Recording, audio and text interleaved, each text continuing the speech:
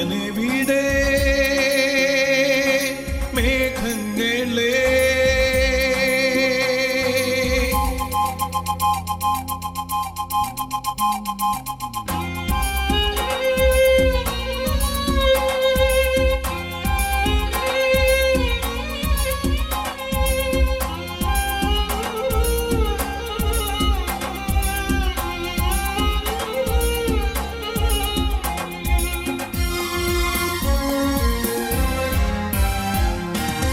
കണ്ണുനീർക്കടലിൽ വീണു ഞാൻ മുങ്ങിയും പൊങ്ങിയുമേഴ ഞാൻ കണ്ണുനീർക്കടലിൽ വീണു ഞാൻ മുങ്ങിയും പൊങ്ങിയുമേഴ ഞാൻ തുഴഞ്ഞു തുഴഞ്ഞു തളർന്നു തകർന്നു തീരമെവിടെ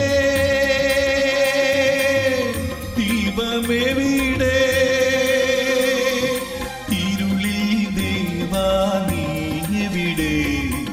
എവിടെ എവിടെ തീരമെവിടെ ഓളങ്ങളെ ദീപമെവിടെ താരങ്ങളെ നാഥനെവിടെ മേഘങ്ങളെ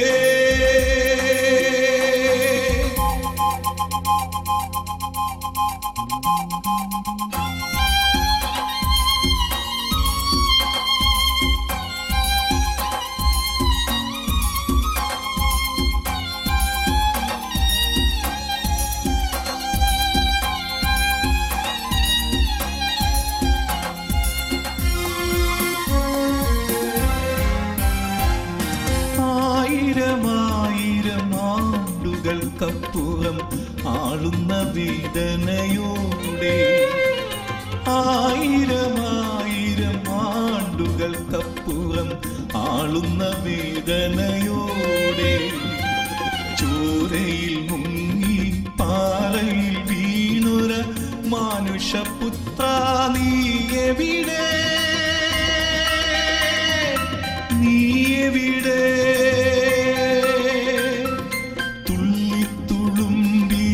കൈപ്പുനീർ കാസ ഉള്ളം പിടഞ്ഞു കുടിച്ചു ഈ വഴി കൈകളിലാണിപ്പഴുതുമായി നീ വരുനാഥ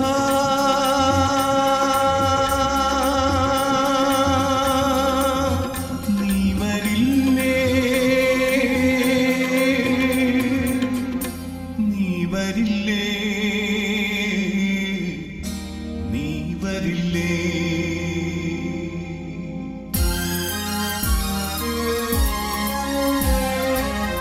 തീരമെവിടെ ഓളങ്ങളെ ദീപമെവിടെ താരങ്ങളെ നാഥനെവിടെ മേഘങ്ങളെ തീരമെവിടെ ഓളങ്ങളെ ദീപമെവിടെ താരങ്ങളെ നാഥനെവിടെ മേഘങ്ങളെ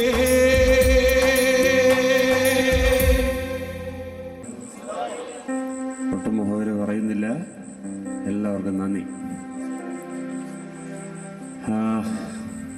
അനുഗ്രഹിക്കപ്പെട്ടെങ്കിലും ദൈവത്തെ സ്തുതിച്ചേ. സത്യത്തിൽ നിങ്ങൾ അനുഗ്രഹിക്കപ്പെട്ടു. 1978 അത് ഞാൻ 8ാം ക്ലാസ്സിലോ 9ാം ക്ലാസ്സിലോ പഠിക്കുന്ന സമയം എൻ്റെ അടുത്ത വീട്ടിലൊരു വിശ്വാസി എന്നോട് പറഞ്ഞു, നമ്മുടെ അടുത്തൊരു കൺവെൻഷൻ നടക്കുന്നുണ്ട്. അപ്പോൾ എനിക്ക് എന്താണ് കൺവെൻഷൻ എന്നൊന്നും അറിയത്തില്ല. ഞങ്ങൾക്ക് സ്വന്തമായി അമ്പലവും ശബരിമല മേൽശാന്തിമാർ വീട്ടിൽ വന്ന് പൂജിക്കുന്ന ഇല്ലവുമൊക്കെയാണ്. സ്വന്തമായി എഴുന്നള്ളിപ്പിന് ആനയും സർപ്പക്കാവും. ഞങ്ങളുടെ വീട്ടിൽ ക്രിസ്ത്യാനികളെ അകത്തൊന്നും കയറ്റത്തില്ല. തമ്പ്രക്കന്മാരെന്നാണ് ഇന്നും ഞങ്ങളുടെ നാട്ടിൽ ഞങ്ങളെ വിളിക്കുന്നത്, പാലക്കാട്. അപ്പോൾ ആ സാഹചര്യത്തിൽ ഒരു ക്രിസ്തീയ മീറ്റിങ്ങിന് പോകുമെന്ന് പറഞ്ഞാൽ വീട്ടുകാരല്ല നാട്ടുകാർ തല്ലും. അങ്ങനത്തെ ഒരു സാഹചര്യത്തിൽ ഇദ്ദേഹം എന്നെ വിളിച്ചു. വലിയ കുടുംബമൊക്കെ ആണെങ്കിൽ സമാധാനവും സന്തോഷവും ഒന്നും വീട്ടിലില്ല.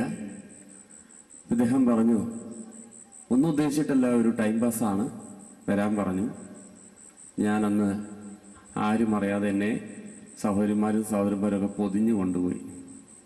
ഒരു 4 കിലോമീറ്റർ നടന്നു. അവിടെ എത്തിയപ്പോൾ ഒരു ദേവദാസൻ പ്രസംഗിക്കുന്നു. അതിൻ്റെ മുമ്പേ കുറേ പാട്ട് പാടുന്നു. പ്രസംഗമൊന്നും എനിക്ക് മനസ്സിലായില്ല. പ്രസംഗം മനസ്സിലാക്കാനല്ല പോയത്, സമയം കൊല്ലാനാണ് പോയത്. വീട്ടിലെ ചെറിയ കുടുംബമാണ്, അച്ഛനും അമ്മയ്ക്കും 10 മക്കളേ ഉള്ളൂ. ഞാൻ 8ാമനാണ്. അതുകൊണ്ട് എൻ്റെ കൂട്ടുകാരൊക്കെ കളിയാക്കും, ഒരു 2 ദിവസമൊന്നും വീട്ടിൽ ചെന്നില്ലെങ്കിൽ അറിയത്തൊന്നുമില്ല, ഇതിൻ്റെ ഇടയിൽ എങ്ങനെ പിടിക്കാനാണ്. അപ്പം അങ്ങനെ എന്നെ അവർ കൊണ്ടുപോയി. അവിടെ ചെന്നപ്പോൾ പ്രസംഗം എനിക്ക് അത്ര പിടിച്ചില്ല, എനിക്ക് മനസ്സിലായില്ല. പക്ഷേ ചില പാട്ടുകൾ എന്നെ സ്പർശിച്ചു.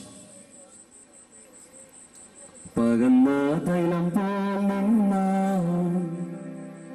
പാരിൽ സൗരഭ്യം വീശുന്നതാ, പഴയ ദോഷം നിന്ന നിറക്കങ്ങളിൽ എന്നെ സുഗന്ധമാ മാറ്റിയിടണേ. പഴയ ദോഷം നിന്ന നിറക്കങ്ങളിൽ എന്നെ സുഗന്ധമാ മാറ്റി. വാഴ്ത്തുമേ എന്റെ പ്രിയനെ ജീവകാലമല്ല ഈ മരു യാത്രയിൽ നന്ദിയോടെ ഞാൻ പാടിയിടുവേ, നന്ദിയോടെ ഞാൻ.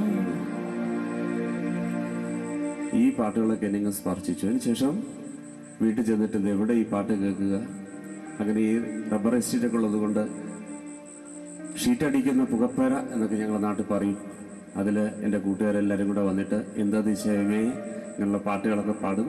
പെന്തക്കോസ്തുകാരെ എനിക്കിഷ്ടമല്ലായിരുന്നു. അപ്പം ഞാൻ എൻ്റെ വീട്ടിൽ ഈ ഒരു കുടുംബമേ ഉള്ളൂ, അതിൻ്റെ നാട്ടിൽ പെന്തക്കോസ്തുകാരായിട്ട്. അപ്പം ഞാൻ വിചാരിച്ചു പാവപ്പെട്ടവരൊക്കെ പെന്തക്കോസ്തുകാരാണ്, എവിടെ എടുക്കാത്ത നോട്ടുകളെല്ലാം പെന്തക്കോസ്തുകാരാണെന്നാണ് ഞാൻ വിചാരിച്ചത്. അതുകൊണ്ട് ഇച്ചിരി സ്റ്റാൻഡേർഡൊക്കെ ആണെങ്കിൽ വല്ല കത്തോലിക്കലോ യാക്കോബൊക്കെയാണ്, അതൊക്കെ നമ്മുടെ സ്റ്റാൻഡേർഡാണെന്നൊക്കെ അങ്ങനെ ഒരു ധാരണയായിരുന്നു അന്ന്. അപ്പം എനിക്കിതിൻ്റെ ഡിനോമിനേഷനൊന്നും അറിയത്തുമില്ല ഇതിനെക്കുറിച്ച്. അപ്പോൾ അവരും കൂടെ പുതുതായിട്ട് കടന്നു വരുന്നവരെ നിങ്ങൾ ആരായാലും വിളിച്ചിട്ട് ചെയറിലിരുത്തണം, അത് നിങ്ങളുടെ ഉത്തരവാദിത്തമാണ്. അതിന് വാളണ്ടിയേഴ്സിനെ നിങ്ങൾ പ്രതീക്ഷിക്കരുത് കേട്ടോ. ഇവിടുന്ന് ഒരാൾ പോലും പുറത്തു പോകരുത്, അത് നിങ്ങൾ കൂടെ ശ്രദ്ധിച്ചോണം. ഓക്കെ. അപ്പോൾ എന്താ ദിശാമി എന്നൊക്കെ പാടി. പിന്നെ അവസാനം മറ്റുള്ളവർ വന്നിട്ട് ബന്ധുക്കോസുകാരുടെ പാട്ടാന്ന് പറഞ്ഞിട്ട് ഞങ്ങൾ ഈ മുമ്പിലൊന്നും ചെയറുകളൊന്നും കാലിയിടരുത്. അപ്പം പിന്നെ പിറകിലുള്ളവർക്ക് മുന്നിൽ വന്നിരുന്നാൽ ഇടയിലൊന്നും ചെയർ കാലിയിടരുത്. നിങ്ങൾക്കറിയത്തില്ല ഒരു ആത്മാവിൻ്റെ വില, എനിക്കറിയാം. അതുകൊണ്ട് ചെയറുകളെ മുന്നോട്ട് കയറി ഇരുന്നിട്ട് ബാക്കിൽ മാത്രമേ ചെയർ കാലിയിടാവൂ പ്ലീസ്. ഇത് ഞാൻ പറയാത്തന്നെ നിങ്ങൾ ചെയ്യേണ്ട കാര്യമാണ്. ഓക്കെ. അങ്ങനെ അന്നത്തെ സിലോൺ റേഡിയോ പ്രക്ഷേപണ നിലയത്തിൽ നിന്ന്, ശ്രീലങ്ക പ്രക്ഷേപണ നിലയത്തിൽ നിന്ന് DGS ദിനകരൻ സാറുടെ യേശു വിളിക്കുന്നു എന്നുള്ള പാട്ടൊക്കെ എന്നെ സ്പർശിച്ചു. അങ്ങനെ ഈവനിങ്ങിൽ ഈ വിശ്വവാണിയുടെയും ജീവചിന്ത അങ്ങനെ കുറേ പ്രോഗ്രാം വരുമ്പോൾ ഇതെല്ലാം ഞാൻ ഒളിഞ്ഞിരുന്ന് വീട്ടുകാരറിയാതെ കേൾക്കും. അതിലൊരു പാട്ട് എന്നെ വളരെ സുഖം. നിശയുടെ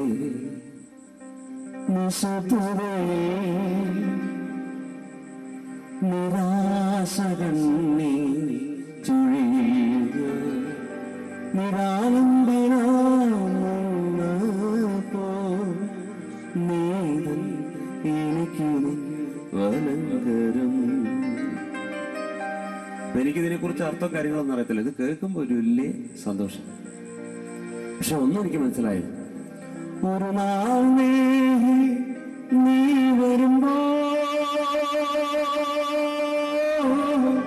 ഒപ്പന തീരും ഞാൻ വിശുദ്ധന. ഒരു നാൾ നീ വരുമ്പോ ഒപ്പന തീരും ഞാൻ വിശുദ്ധന. ഓമന പേരിൻ വിളി കേട്ടിടാനായി, ഓമന പേരിൻ വിളി കേട്ടിടാനായി ഓമനയായി മുന്നിലെത്തും നിശയോടെ നിശപുറയിൽ. ഈ പാട്ടുകളൊക്കെ എന്നെ സ്പർശിച്ചപ്പോൾ ഞാൻ അറിയാതെ കരഞ്ഞുപോയി. എന്തോ ദൈവത്തിൻ്റെ പദ്ധതി. ഒരിക്കൽ സ്കൂൾ വിട്ട് വരുമ്പോൾ ആരോ ചവിട്ടിക്കളഞ്ഞ ഒരു ട്രാക്ട് എനിക്ക് കിട്ടി. യേശുവിനെ കുറിച്ച് കൂടുതൽ അറിയാൻ താല്പര്യമുള്ളവർ കോൺടാക്ട് ചെയ്യുക എന്നുള്ളൊരു ഫോൺ നമ്പറും അതിൻ്റെ PP നമ്പർ ബോക്സും നമ്പറും അതിലുള്ളത് കൊണ്ട് ഞാൻ അവർക്കൊരു ലെറ്റർ അന്നത്ര 15 പൈസയുടെ ഇംഗ്ലണ്ടിൽ ഞാനും എഴുതി എനിക്ക് യേശുവിനെ അറിയണം. എനിക്ക് ആദ്യമായിട്ട് എൻ്റെ പേരിൽ 9ാം ക്ലാസ് പഠിക്കുമ്പോൾ ഒരു പാർസൽ വന്നു എൻ്റെ പേരിൽ. എൻ്റെ വീട്ടുകാർക്ക് അത്ഭുതമായി. ഈ പ്രായത്തിൽ ഇവന് പിന്നെ വീട്ടുകാർക്കാർക്കും വരാത്ത പാർസൽ എനിക്ക് വന്നിരിക്കുന്നു. അവർക്ക് അത്ഭുതമായി. എല്ലാവരും തുറന്നു നോക്കിയപ്പോൾ പുതിയ നിയമത്തിൻ്റെ ഒരു പുസ്തകമാണ്, ബൈബിളാണ്. എൻ്റെ വീട്ടുകാർക്ക് അങ്ങ് കലി വന്നു. ഇത് ക്രിസ്ത്യാനികളുടെ പുസ്തകമാണ്, ഇതെങ്ങനെ ഇവിടെ വന്നു, നീ അറിയിക്കാതെ എങ്ങനെയാണ് അവർക്ക് അഡ്രസ്സ് കിട്ടിയത്? വലിയ ബഹളമായി. ഞാൻ ചോദിച്ചപ്പോൾ എന്നാ പ്രശ്നം? വീട്ടുകാർ പറഞ്ഞു ഇത് ക്രിസ്ത്യാനികളും. അതെന്നെ, ഇത് വായിച്ചാൽ കണ്ണ് പൊട്ടും. ഇന്ന് രാത്രി കാഴ്ചയില്ലാത്ത കണ്ണുകൾക്ക് ഇന്ന് രാത്രി ഇവിടെ കാഴ്ച കിട്ടും. കണ്ണാടിയൊക്കെ മാറ്റിക്കോണം, റെഡി ആയിക്കോണം കേട്ടോ. കാഴ്ചയില്ലാത്തതിന്റെ കണ്ണുകൾക്ക് ഇന്ന് രാത്രി കാഴ്ച ലഭിക്കും. ഇത് കണ്ണ് പൊട്ടിക്കുന്ന ബൈബിളല്ല, ആമേ പൊട്ടിയ കണ്ണുകൾക്ക് കാഴ്ച കൊടുക്കുന്ന ബൈബിളാണ്. മനസ്സിലാക്കുന്നവർക്കായി ദൈവത്തെ സ്തുതിക്കുന്നു. ഹല്ലേലൂയ. കൈകളിച്ച് ദൈവത്തെ സ്തുതിച്ച്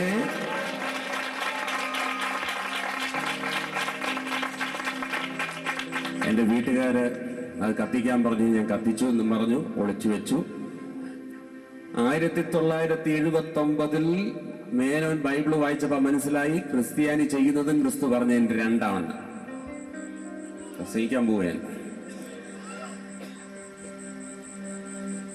അന്ന് അതാ മനസ്സിലായത്. പക്ഷെ എന്റെ രക്ഷകനാണെന്നല്ല മനസ്സിലായത്. ക്രിസ്തു പറഞ്ഞതൊന്നും ക്രിസ്ത്യാനി ചെയ്യുന്നത് വേറൊന്നുമാണ്.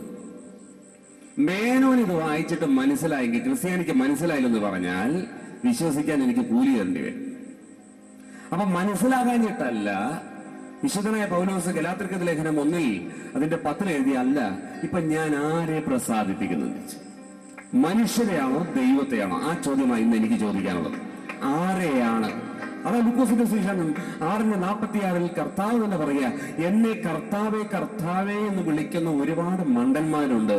പക്ഷെ ഇവരോട് എനിക്കൊന്ന് പറയാനുണ്ട്, എന്നെ ചുമ്മാ കർത്താവേ കർത്താവേ എന്ന് വിളിക്കുന്നവനല്ല, എന്റെ വാക്ക് കേട്ട് അനുസരിക്കുന്നവനാണ് എന്നെ കർത്താവേ എന്ന് വിളിക്കേണ്ടത്. വല്ലവരും വിളിക്കുന്നത് കേട്ടിട്ട് അപ്പ എന്ന് വിളിച്ചാൽ ഈ അപ്പൻ മറുപടി തരത്തില്ല. ആമേൻ. അപ്പ എന്ന് വിളിക്കണമെങ്കിൽ മക്കളുള്ള അവകാശം ഇന്ന് രാത്രി നീ പ്രാപിച്ചിരിക്കണം. അതുകൊണ്ടാണ് ഞാൻ പറഞ്ഞത്, ഞങ്ങളുടെ നാട്ടിലെ ക്രിസ്ത്യാനികൾ ഞങ്ങളെ പള്ളി പോകത്തില്ല, ഇവനൊക്കെ ആ കുടുംബത്തിന് ദോഷമുണ്ടാക്കാനായിട്ട് ജനിച്ചതാണെന്നും പറഞ്ഞിട്ട് മുറിവീടിയൊക്കെ വലിച്ച് എൻ്റെ മുഖത്തേക്ക് പുക ഊതിവിടും. എന്നിട്ട് മുണ്ടിന്റെ മടിക്കുത്തൊക്കെ ഒന്ന് പൊക്കി ഒടുപ്പിച്ചിട്ട് ഞെളിഞ്ഞു നിൽക്കും. ഇവരെ കാണുമ്പോൾ എനിക്ക് പേടിയാ. കാര്യം ഞാൻ സത്യമാണ് അനുസരിച്ചതെങ്കിലും ഈ അച്ചായന്മാരുടെ ഈ കണ്ണ് തുറച്ച കണ്ണൊക്കെ കാണുമ്പോൾ എനിക്ക് അന്നും പേടിയാ ഇന്നും പേടിയാ. അങ്ങനെ ഇരിക്കുന്ന സമയത്ത് എന്റെ ദൈവം എന്നെ ആശ്വസിപ്പിച്ചു. എന്റെ വീട്ടുകാരെതിരെ, സ്വന്തക്കാരെതിരെ, ബന്ധുക്കാരെതിരെ, കൂട്ടുകാരെന്നെ വിട്ടുപോയി, ക്രിസ്ത്യാനികളാ, എന്റെ നാട്ടുകാരെതിരെ, എല്ലാറ്റിന്റെയും മധ്യത്തിൽ എന്റെ ദൈവം എന്നോട് കൂടെ നിന്നു. അതുകൊണ്ട് ഒരു കാര്യം എനിക്ക് മനസ്സിലായി, ആര് നിന്നെ തുണച്ചില്ലേലും തമ്പുരാൻ നിന്റെ കൂടെ ഉണ്ട്. ഞാൻ എൻ്റെ അനുഭവമാണ് പ്രസംഗിക്കുന്നത് കേട്ടോ. ഞാൻ തീയിലേക്കാണ് വരുന്നത്, പക്ഷേ എൻ്റെ അനുഭവം ഞാൻ പ്രസംഗിക്കുന്നത് ആരും കൂടെ ഇല്ലെങ്കിൽ എൻ്റെ ദൈവം കൂടെ ഉണ്ടെന്ന് അന്നേ എനിക്ക് ഉറപ്പായി. ഏതായാലും അവസ്ഥകളെല്ലാം മാറി. എൻ്റെ വീട്ടുകാരെന്നെ ശപിച്ചു, എന്നെ പഴിച്ചു, എൻ്റെ മുന്നിലുള്ള എല്ലാ വഴികളും അടഞ്ഞു. കുഴപ്പമില്ല, ഞാൻ ദൈവത്തിന്റെ കൃപയാൽ അവരുടെ ഗുരുവായൂരപ്പന്റെ അനുഗ്രഹമാണ് നിനക്കുണ്ടായത്. പക്ഷേ ആമീൻ, ഏത് ജന്മം കൊണ്ട് ഇത് കഴുകിയ തീരുമടാ, ഞങ്ങൾക്ക് വിഷം വാങ്ങിച്ചു തന്നിട്ട് കൊന്നിട്ട് മതിയതിലൂടാ മഹാഭാവി. ഞാൻ അതൊന്നും പറയുന്നില്ല. ഇതെല്ലാം കഴിഞ്ഞതിന് ശേഷം ദൈവം അവസ്ഥ മാറ്റി. അവസ്ഥ മാറ്റും. എത്ര പേർക്ക് വിശ്വാസമുണ്ട് ദൈവം അവസ്ഥ മാറ്റും? നമ്മളെന്നും കരഞ്ഞിരിക്കുമെന്നാ ചെകുത്താൻ ചിന്തിച്ചത്. 1978 എന്നെ പൊതിഞ്ഞുകൊണ്ട് അസംബ്ലീസ് ഓഫ് ഗോഡിന്റെ കൺവെൻഷന് 3 വർഷങ്ങൾക്ക് മുമ്പ് ഞാൻ പ്രസംഗിക്കാൻ ചെല്ലുകയാണ്. ഞാൻ അവിടെ പ്രസംഗിക്കാൻ ചെല്ലുമ്പോൾ രസം നോക്കണം. അതിന്റെ മുമ്പ് എന്റെ അച്ഛൻ പറഞ്ഞു, വേലക്കിറങ്ങി എന്ന് കേട്ടു. എന്ത് വേലയാ? അപ്പൊ ആദ്യം യേശുവിനെ അറിഞ്ഞതിന്റെ ഒരു അപമാനമാണ് അവർക്ക്. ഇപ്പോൾ എന്താ അപമാനം? മകൻ പാസ്റ്ററായി. അപ്പോൾ അതിൻ്റെ ഒരു വലിയൊരു പ്രയാസമായി. എൻ്റെ അച്ഛന് പറഞ്ഞു, എന്ത് വേലയായതും കൊള്ളാം, മലയാളത്തിൽ ചൊല്ലുണ്ട്, വേലായുധൻ്റെ അടുത്ത് വേണ്ടെന്ന്. എൻ്റെ അച്ഛൻ അതന്നെ പറഞ്ഞത്, ഈ ഏരിയയിലെങ്ങും വന്നിട്ട് അവൻ്റെ സർക്കസ് കാണിച്ചാൽ അവന് കയ്യും കാണത്തില്ല, കാലും കാണത്തില്ല. എൻ്റെ കയ്യും കാലും കാണത്തില്ലെന്ന് എൻ്റെ പിതാവ് അല്ലെങ്കിൽ രക്തബന്ധങ്ങൾ വെല്ലുവിളിക്കുമ്പോൾ എൻ്റെ ദൈവം പറഞ്ഞു, നിന്റെ നാട്ടിൽ ഞാൻ നിനക്ക് സ്റ്റേജ് ഒരുക്കുന്നെന്ന്. വെല്ലുവിളി കാണുമ്പോൾ പേടിക്കുന്നവനല്ല എൻ്റെ ദൈവം. ആമേ, ശത്രുക്കളുടെ മുമ്പേ മേശ ഒരുക്കുന്നവനാണ് എൻ്റെ ദൈവം. ഇന്ന് രാത്രി മനസ്സിലാക്കുന്നവർക്കായി സ്തോത്രം. അതുകൊണ്ട് വെല്ലുവിളിയൊന്നും എൻ്റെ ദൈവത്തിന് വിഷയമല്ല. അത് ഞാൻ ശക്തമായ ഭാഷയിൽ എന്ന് പറയാം, വെല്ലുവിളിക്കുന്നവരുടെ ഇടയിൽ അച്ഛൻ വെളിപ്പെടുന്നത്. Praise God. ആമേ, ഞാൻ പോലും പ്രതീക്ഷിച്ചില്ല. ഈ അസംബ്ലീസ് ഓഫ് ഗോഡിന്റെ മീറ്റിംഗിൽ എന്നെ ക്ഷണിച്ചപ്പോൾ ഞാൻ വളരെ സന്തോഷത്തോടെ ഡേറ്റ് കൊടുത്തു. ഞാൻ എൻ്റെ വാഹനം ഓടിച്ചിട്ടാണ് ബാംഗ്ലൂരിൽ നിന്ന് എൻ്റെ നാട്ടിലേക്ക് ഞാൻ ചെല്ലുന്നത്. കൺവെൻഷന് മുമ്പേ എൻ്റെ അച്ഛൻ നേരെ തിരിഞ്ഞിട്ട് പറഞ്ഞു, നിന്റെ കൂടെ എത്ര പേര് വന്നാലും ഇവിടെ നിന്നാണ് ആഹാരം. എത്ര പേരുണ്ടെങ്കിലും ഇവിടെ വെച്ചാണ് നീ ഭക്ഷണം. അതാമേ താമസിക്കുന്നത് കൊണ്ട് കുഴപ്പമില്ല, എത്ര പേര് വേണമെങ്കിൽ വരട്ടെ. ഹല്ലേലൂയ. ഞാൻ വീട്ടിൽ നിന്ന് വാഹനം ഓടിച്ച് പള്ളിയുടെ മുന്നിൽ വന്നിറങ്ങുമ്പോൾ ഈ പണ്ട് എന്നെ കളിയാക്കി മുണ്ടിന്റെ മടിക്കുത്തൊക്കെ കയറ്റിയെടുത്ത് മുറിവീടി വലിച്ച ചായമാർ ഡോറ് തുറക്കാൻ വരികയാണ്. മുണ്ടിന്റെ മടിക്കൊത്തൊക്കെ അഴിച്ചിട്ടു തൊഴുതോണ്ട് നിന്നു. ഞാൻ ശരിക്ക് കോളർ പൊക്കി. അപ്പോഴാണ് എനിക്ക് മനസ്സിലായത്, അപമാനിക്കാൻ ഒരു സമയമുണ്ടെങ്കിൽ മാനിപ്പാൻ ഒരു സമയമുണ്ട്. അവിടെ നീ ശരിക്കും ഷൈൻ ചെയ്തോണം. കാരണം ഇത് ദൈവം കയറുന്ന സമയം, അവസരങ്ങളും അവസ്ഥകളും മാറ്റുന്ന തമ്പുരാന്റെ കൃപ നിന്നോട് കൂടെ ഒരു ലക്ഷണവുമാണ്. എന്നോട് പറഞ്ഞു, സാറേ ഞങ്ങളെല്ലാം വിളിക്കട്ടെന്ന് ഞാനും കണക്കാക്കി. സാറേ ഞങ്ങളെല്ലാം വന്നിട്ടുണ്ട്, മാത്രമല്ല അച്ഛന്റെ അനിയൻ വന്നിട്ടുണ്ടെന്ന്. അതെനിക്കൊരു ഷോക്കായിരുന്നു. അച്ഛന്റെ അനിയനോ? യെസ്, കുട്ടൻകുട്ടി എന്ന് എൻ്റെ അച്ഛൻ്റെ പേര്. കുട്ടൻകുട്ടി വന്നിട്ടുണ്ട്, പിറകിലുള്ള കാറിൽ കുട്ടൻകുട്ടി ഉണ്ടെന്ന്. ഞാൻ ചെന്നപ്പോൾ എന്നോട് പറഞ്ഞു, ഇല്ല ചെല്ല് 2-3 ആഴ്ചയായി നീ എപ്പോൾ വരും എന്ന് പറഞ്ഞ് അവർ കാത്തിരിക്കുന്നു, ഞാൻ ഇതെല്ലാം കഴിഞ്ഞിട്ടേ പോകത്തുള്ളൂ, നീ അവിടെ ചെല്ലുന്നു. Hallelujah, hallelujah. മീറ്റിംഗ് കഴിഞ്ഞപ്പോൾ ചെറിയച്ഛൻ്റെ ഭാര്യ എന്നെ വിളിച്ചിട്ട് പറഞ്ഞു, തകർപ്പം പ്രസംഗമാടോ അല്ലാടോ, എങ്ങനെ ഇതൊക്കെ നിനക്ക് സാധിക്കുന്നത്? ഇനി അടുത്ത മീറ്റിംഗ് എവിടെയെന്ന് ചോദിച്ചു. എൻ്റെ അച്ഛൻ ഇത് കേട്ടിട്ട് പറഞ്ഞു, നിന്റെ പ്രസംഗം ഒന്ന് കേൾക്കണമെന്ന് എല്ലാവരും പറയുന്നു. ഞാൻ ഈ 3 അമ്പലത്തിന്റെ ട്രസ്റ്റിയാ, നിനക്കറിയത്തില്ല. മണ്ണാർക്കാട് പൂരമൊക്കെ നിങ്ങൾക്ക് കേട്ടിട്ടുണ്ടാകും, അപ്പൻ ട്രസ്റ്റിയാ. അപ്പൊ അതുകൊണ്ട് അപ്പൻ പറയുക, എല്ലാവരും ഒന്ന് പറഞ്ഞു അതിൻ്റെ മീറ്റിങ്ങിനൊന്ന് പോകണമെന്ന് ആഗ്രഹമുണ്ട്, പക്ഷെ അവരെന്ത് ചിന്തിക്കുന്നുള്ളൊരു ചിന്തയാ, അല്ലെങ്കിൽ എനിക്കൊന്ന് വരണമെന്ന്. 90 വയസ്സായ 90 കഴിഞ്ഞ അച്ഛൻ്റെ അഭിപ്രായമാണ് ഞാൻ പറയുന്നത്. ഭാരതപ്പുഴ കൺവെൻഷന് എൻ്റെ അനിയൻ അവൻ്റെ കയ്യിൽ നിന്ന് കാശ് മുടക്കി ടാക്സി പിടിച്ചിട്ട് 5-6 മുസ്ലിം സഹോദരന്മാരെ കൊണ്ടുവന്നിരിക്കുന്നു. എൻ്റെ ചേട്ടൻ പ്രാർത്ഥിച്ചാൽ നിനക്ക് വിടുതലുണ്ടാവുന്ന. ഹല്ലേലൂയ. ഭാരതപ്പുഴ കൺവെൻഷൻ പ്രസംഗിച്ചുകൊണ്ടിരിക്കുക. അപ്പോൾ ഈ പുഴയുടെ തീരത്ത് മുസ്ലിം കുടികൾ എന്ന നാട്ടിൽ പറയുന്നത് മുസ്ലിം വീടുകളുണ്ട്.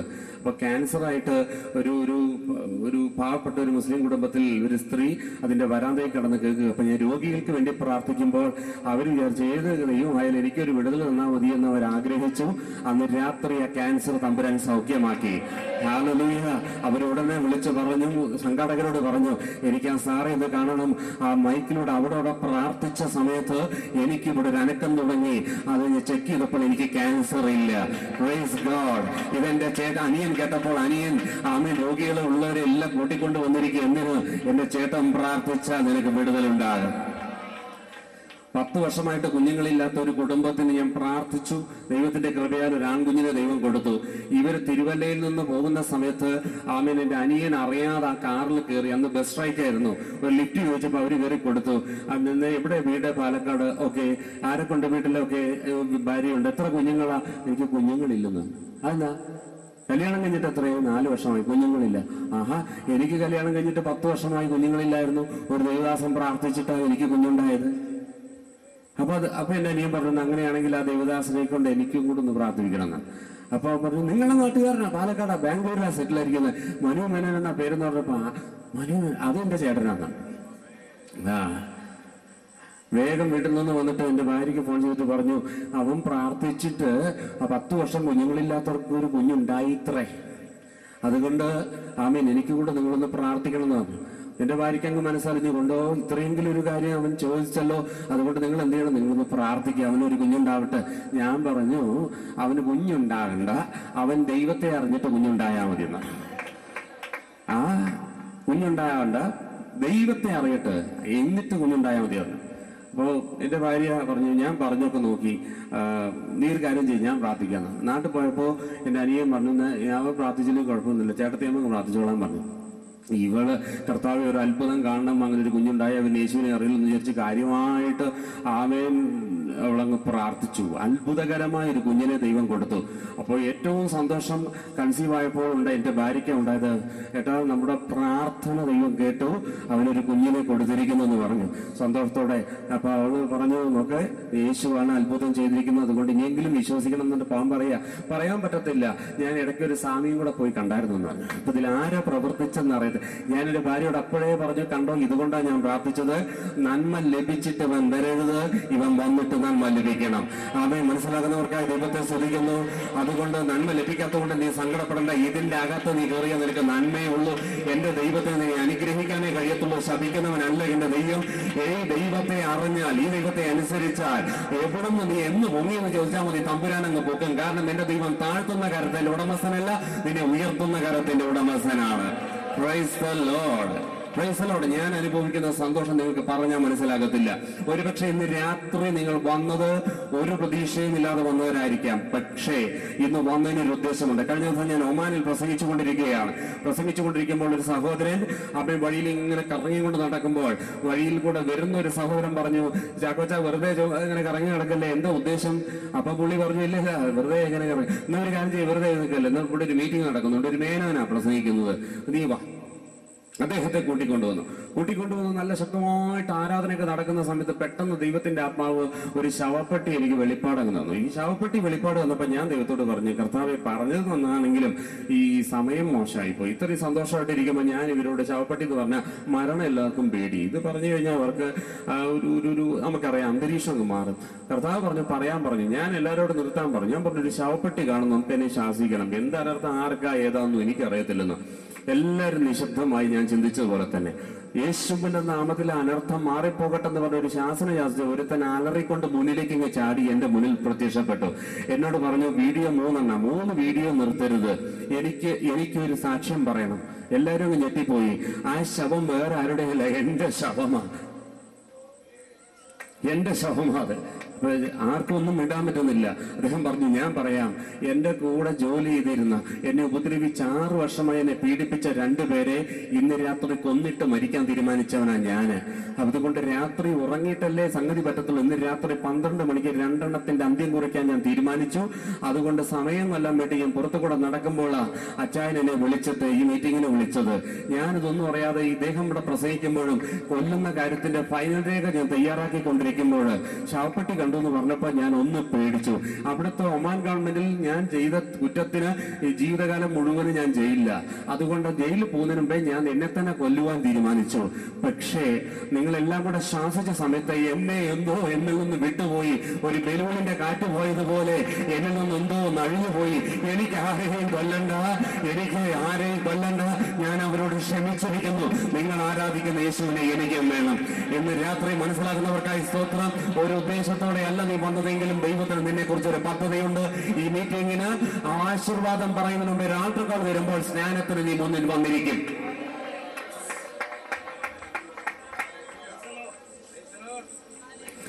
ആ മീറ്റിംഗ് നടത്തിയ സംഘാടകർ എന്നോട് ഒരു കാര്യം പറഞ്ഞു, പാസ്റ്റർ ഇപ്രാവശ്യം പാസ്റ്റർ ഒമാനിൽ വന്നത് വേറെ ആർക്കുമല്ല, ഈ 3 എണ്ണത്തിന്റെ ജീവൻ രക്ഷിക്കാണ്. യെസ്, അങ്ങനെയാണെങ്കിൽ 4രുടെയൊക്കെയോ രക്ഷയ്ക്കാണ് ഈ മീറ്റിംഗ് കൂടെ ക്രമീകരിച്ചിരിക്കുന്നത്. അവരുടെ ഒരു സാഹചര്യം കൊണ്ടല്ല നീ ഇവിടെ എത്തിയത്. തമ്പുരാൻ നിന്നെ പൊക്കി ഇതിന്റെ അകത്ത് കൊണ്ടുവന്നത്. ഒരു ഉദ്ദേശമില്ലാതെ 78 ഒരു മീറ്റിംഗിന് പോയ ഞാൻ ഒരു ഉദ്ദേശമില്ലാതെ പുറത്ത് പ്രാകാരത്ത് നിന്നുപോലെ നിന്നെങ്കിൽ ഇന്ന് അവിശുദ്ധ സ്ഥലത്തേക്ക് തമ്പുരാൻ നിന്നെ കൈപിടിച്ച് നടത്തുമെങ്കിൽ ഇന്ന് രാത്രി മനസ്സിലാക്കിക്കോ, ഇത് നിന്റെ പദ്ധതിയല്ല, എന്റെ സ്വർഗത്തിന്റെ പദ്ധതിയാണ്. ഒരുപക്ഷേ കഴിഞ്ഞ ദിവസം ഞാൻ തിരുവനന്തപുരത്തുമ്പോൾ ഒരു പാസ്റ്റർ എന്നെ ഓടി വന്ന് കണ്ടിട്ട് പരിചയപ്പെടുത്തി. അവൻ ഓതറ എന്നുള്ള സ്ഥലത്ത് ചർച്ചക്കോടിന്റെ കൺവെൻഷൻ പാസ്റ്റർ പ്രസംഗിക്കുമ്പോൾ ഞാൻ മതിലിന്റെ മുകളിൽ കയറി നിന്ന് കളിയാക്കിയവന്. ഇന്ന് ഞാൻ ചർച്ചക്കോടിന്റെ പാസ്റ്ററാണ്. ഇന്ന് പകൽക്കാലം അവൻ എത്ര ചുറ്റളവിൽ നീ നിന്നാലും ഈ ശബ്ദം പോകുന്ന സ്ഥലത്ത് ദൈവത്തിന്റെ പരിശുദ്ധാത്മാവ് പരിവർത്തിക്കുന്നുണ്ട്. നിനക്ക് വേണ്ടാത്ത യേശു നിന്നെ വേണമെന്ന് പറഞ്ഞ് ഇന്ന് രാത്രിയിൽ നിന്നെ അന്വേഷിച്ച് വന്നിട്ടുണ്ട്. അതുകൊണ്ട് കാണാതെ പോയനെ രക്ഷിപ്പാൻ ഇന്ന് രാത്രി അവൻ നിന്റെ പിറകെ കൂടിയിട്ടുണ്ടെന്ന് മനസ്സിലാക്കോ. അതുകൊണ്ട് നിന്റെ ഹൃദയം ലുദിയായുടെ ഹൃദയത്തെ തുറന്നതുപോലെ ഇന്ന് രാത്രി അവൻ നിന്റെ ഹൃദയത്തെ തുറക്കും. എന്തിന്? ഈ സത്യവചനം നിന്റെ അകത്ത് കയറുവാൻ യേശുവിന്റെ നാമത്തിൽ അവിശ്വാസികളെ ഹൃദയത്തെ കൂടാക്കുന്ന പിശാചേ എന്ന് രാത്രി യേശുവിന്റെ നാമത്തിൽ ഇവിടെ ഹൃദയം തുറക്കട്ട്. സത്യം ഇവിടെ അകത്ത് കയറുമ്പോൾ ഈ സത്യം ഇവരെ സ്വതന്ത്രമാക്കട്ട്. യേശുവിന്റെ നാമത്തിൽ ഈ സത്യവചനമോട് അകത്ത് ക്രിയ ചെയ്യട്ട്. അതിനെ തടയുന്ന പൈശാചികനെ അമ്മേ ഈ ദേശത്തിന്റെ പൈശാചിനെ തന്നെ ചോദ്യം ചെയ്ത് ഞാൻ പ്രസംഗിക്കുന്നു. നിന്റെ അവകാശം കഴിഞ്ഞു. ഈ ദേശത്തെ യേശുവിന്റെ നാമത്തിൽ സ്വതന്ത്രരാക്കുന്നു. ഊരി പിടിച്ച വാളുമായി ഊരന്മാരുടെ കാവൽ ഞങ്ങൾക്ക് ഇന്ന് രാത്രി ഇറങ്ങി വരട്ടെ പിതാവേ.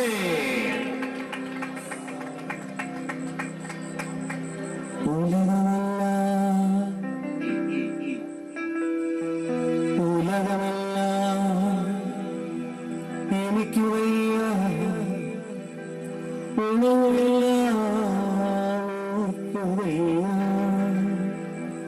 ഉണ്ണാവും തുടിക്കയില് ഉണ്ണമ്പൂരിക്കയില് ഉണ്ണാവും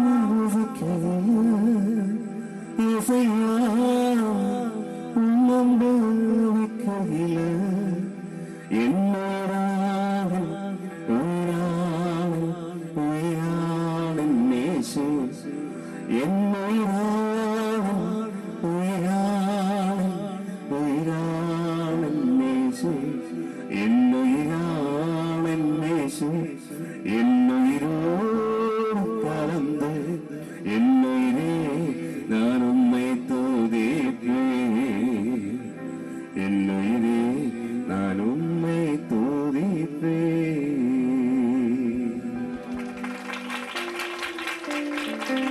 യോബിന്റെ പുസ്തകം 29:1-2. Book of Job, chapter 29, verses 1 and 2. യോബ് പിന്നെയും സുഭാഷിതം ചൊല്ലിയത്, അയ്യോ പണ്ടത്തെ മാസങ്ങളിലെ പോലെ. യോബ് പിന്നെയും സുഭാഷിതം ചൊല്ലിയതോ, അയ്യോ പണ്ടത്തെ മാസങ്ങളെ പോലെ, ദൈവമനെ കാത്തുപോകുന്ന നാളുകളിലെ പോലെ ഞാനായെങ്കിൽ കൊള്ളാമായിരുന്നു. അന്ന് അവന്റെ ദീപം എന്റെ തലയ്ക്ക് മീതെ പ്രകാശിച്ചു. അന്ന് അവന്റെ ദീപം എന്റെ തലയ്ക്ക് മുകളിൽ പ്രകാശിച്ചു. അവന്റെ വെളിച്ചത്താൽ ഞാൻ ഇരുട്ടിൽ കൂടി നടന്നു. ആമേൻ. എല്ലാ പ്രതിസന്ധികളിലും പ്രതികൂലങ്ങളിലും പ്രയാസങ്ങളിലും നിഷ്പ്രയാസം എനിക്ക് നടക്കാൻ കഴിഞ്ഞത് എന്റെ തലയിൽ കത്തിയ തീ. Price God, praise God, praise God. അവിടെയാണ് ഇന്നലെ തുടങ്ങിയത്. എനിക്ക് പ്രസംഗിക്കാൻ നിങ്ങൾ സമ്മതിച്ചില്ല. ആത്മാവ് വന്നു. പ്രസംഗം കേട്ടപ്പോൾ ആത്മാവ് നിങ്ങളുടെ മേൽ വന്നു. നിങ്ങളുടെ ചെയറിന് തീ പിടിച്ചു. നിങ്ങൾ ചാടി. ഓക്കെ. 1 ശമൂവേലിന്റെ പുസ്തകം 3-ാം അധ്യായം 1-ാം വാക്യം. 1 ശമൂവേൽ 3-ാം അധ്യായം 1-ാം വാക്യം. പുതിയ നിയമത്തിലല്ല. ശമൂവേൽ ബാലൻ ഏലിയുടെ മുൻപാകെ യഹോവയ്ക്ക് ശുശ്രൂഷ ചെയ്തു പോന്നു. ആ കാലത്ത് യഹോവയുടെ വചനം ദുർലഭമായിരുന്നു, ദർശനം ഏറെയില്ലായിരുന്നു. ആ കാലത്ത് ഒരിക്കൽ ഏലി തന്റെ സ്ഥലത്ത് കിടന്നുറങ്ങി. കാണാൻ വയ്യാതെ വണ്ണം അവന്റെ കണ്ണ് മങ്ങി തുടങ്ങിയിരുന്നു. ശമൂവേൽ ദൈവത്തിന്റെ പെട്ടകം ഇരിക്കുന്ന യഹോവയുടെ മന്ദിരത്തിൽ ദൈവത്തിന്റെ വിളക്ക് കിടന്നതിന് മുൻപേ ദൈവത്തിന്റെ വിളക്ക് കിടന്നതിന് മുമ്പേ ചെന്ന് കിടന്നു. അണ്ടർലൈൻ. ദൈവത്തിന്റെ വിളക്ക് കിടന്നതിന് മുമ്പേ ചെന്ന് കിടന്നു. Hallelujah, hallelujah. അടുത്ത വാക്യം. യഹോവ ശമൂവേലിനെ വിളിച്ചു. അടിയനെന്ന് അവൻ വിളി കേട്ടു ഏലിയുടെ അടുക്കൽ ഓടിച്ചെന്നു. അടിയനിതാ എന്നെ വിളിച്ചുവല്ലോ എന്ന് പറഞ്ഞു. ഇന്ന് ഒരുപാട് പ്രസംഗങ്ങൾ കയറി വരിക. ഒരു നൈറ്റ് സർവീസ് അങ്ങ് നടത്തിയാലോ? ഇന്ന് രാവിലെ വരെ പ്രസംഗിക്കാനുള്ള സ്റ്റഫാണ് ഇന്ന് രാത്രി ദൈവം സംസാരിച്ചു കൊണ്ടിരിക്കുന്നത്. വിളക്ക് കിടന്നത് ഇതിന് മുമ്പേ എന്ന് പറഞ്ഞാൽ വിളക്ക് കിടന്നത് ഒരു സംഭവമായി മാറിയിരിക്കുന്നു ആലയത്തിൽ. ലേവ്യ പുസ്തകം 6-ാം അധ്യായം 8-9 വാക്യം. ലേവ്യ പുസ്തകം 6-ാം അധ്യായം 8-9 വാക്യം. പുതിയ നിയമം പ്രസംഗിക്കണമെന്ന് ആഗ്രഹിക്കുന്നവരും ആശിക്കുന്നവരും ഉണ്ട്. ദൈവം പറയുന്നത് മുഴുവനും ഞാൻ പ്രസംഗിച്ചിട്ടേ പോകത്തുള്ളൂ. എനിക്ക് പുതിയ നിയമവും നല്ലതാ, പഴയ നിയമവും ദൈവം തന്നതാ. ഓക്കെ. യഹോവ പിന്നെയും മോശയോട് അരുളിച്ചെയ്തത്, നീ അഹരോനോടും പുത്രന്മാരോടും കൽപ്പിക്കേണ്ട ഹോമയാഗത്തിന്റെ പ്രമാണം.